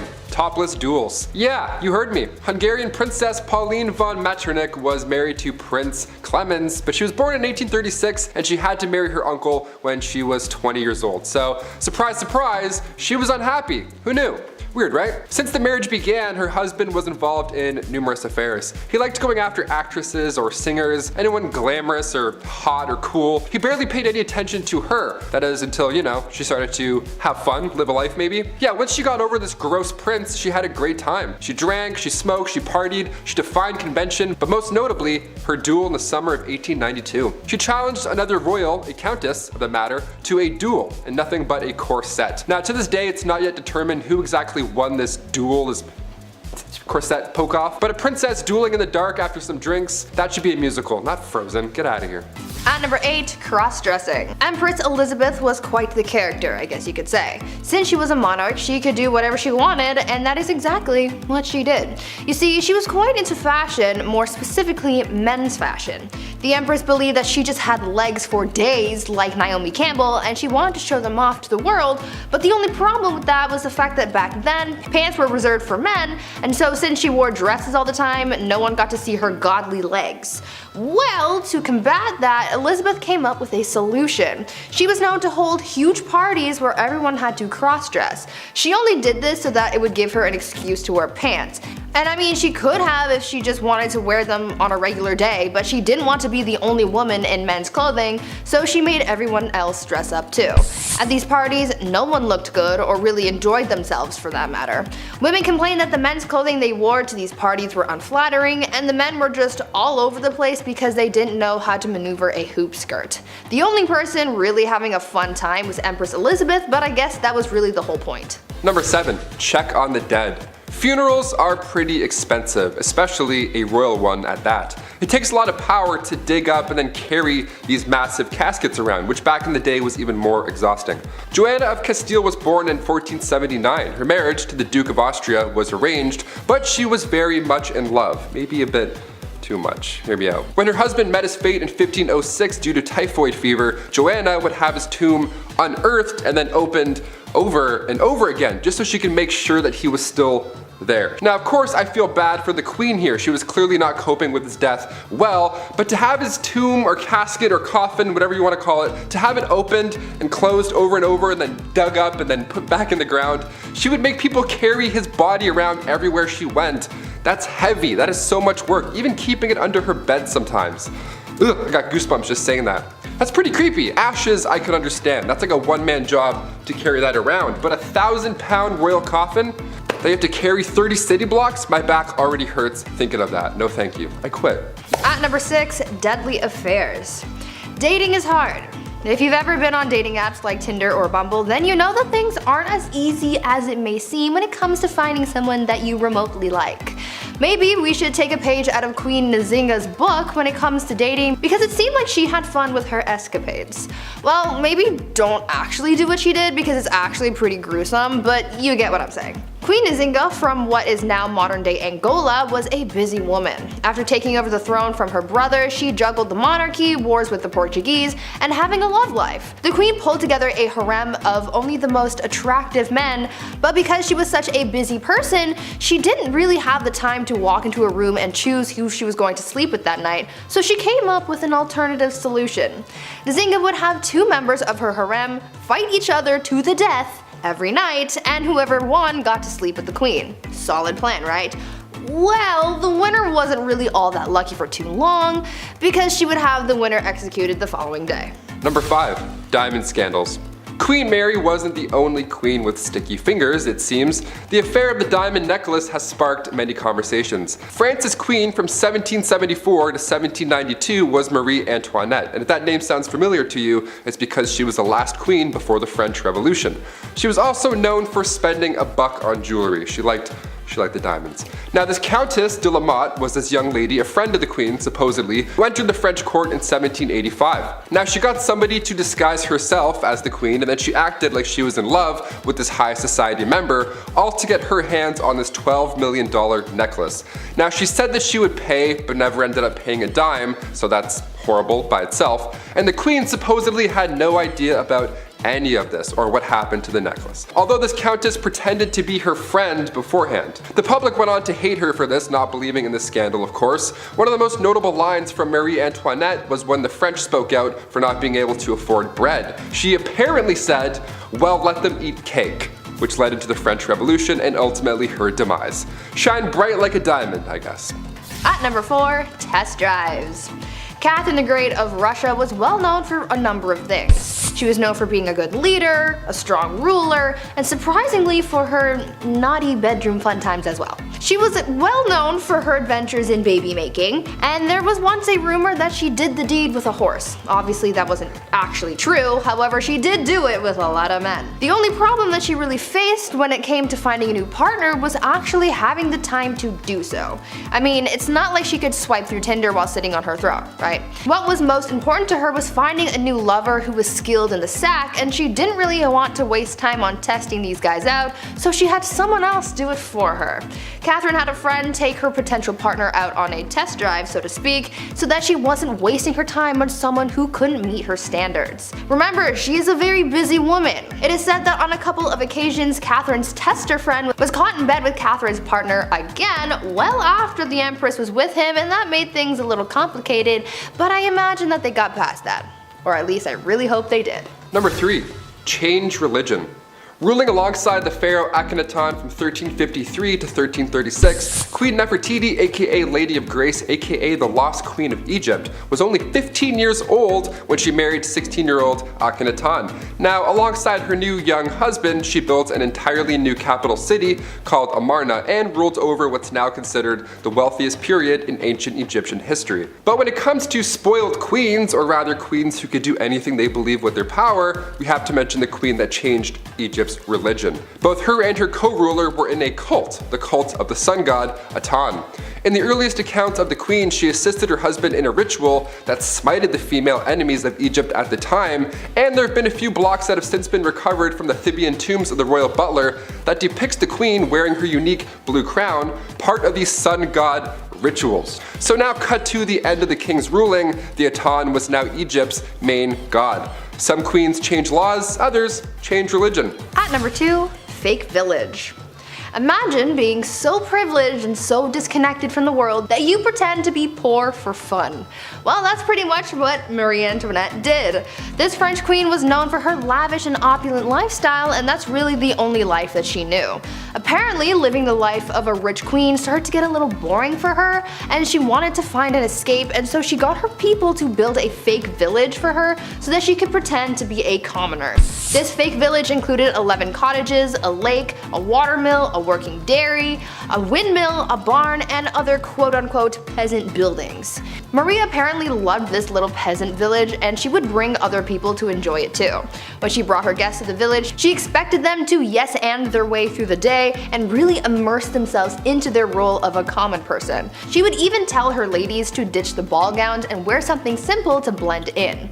Marie even took her kids to the fake village to teach them about farming. Even though she loved her pretend peasant lifestyle, it still didn't help her bond with the real common people, and it certainly didn't save her from the guillotine. And finally, coming in at our #1 spot, surprise entrance. The last true pharaoh of Egypt, Cleopatra VII, ruled from 69 to 30 BC. She's known mainly for her love interests, of course, her two mans, Mark Antony and Julius Caesar. And to this day, we're still trying to uncover more dazzling details of the lost queen. Now, she ruled alongside her young brother, and her life was much more than being just beautiful, which is what everyone seems to focus on more than anything. Both children were assigned to the throne, Cleopatra being 18 and little bro being 10 years old. So Cleopatra, being a little older, therefore a little wiser, became the ruler. A couple of years passed, and eventually Cleopatra was pushed out of Alexandria over her greed for power, classic, but her little brother, equally a co-ruler, had her driven out. He was jealous, and honestly, I'm the youngest in my family, I kinda get it. But Cleopatra wasn't quite done yet. She had a few tricks up her sleeve. Believing she was the goddess Isis, reborn, this beautiful goddess, Cleopatra made these dazzling entrances whenever she could. Most notably in 48 BC, right when Caesar arrived in Alexandria during that family feud with Ptolemy VIII. She wanted to meet the Roman general, but she couldn't be seen because there was a little bit of family beef, so she had herself wrapped up in a linen sack and then personally delivered to Caesar's bedroom. Hashtag your order has arrived. Surprise. Now, she won the heart of Rome's future dictator here, obviously, and eventually she regained Egypt's throne. Her brother wasn't too fond of this alliance, and in the following battle, he drowned in the Nile River, resulting in Cleopatra's return to power.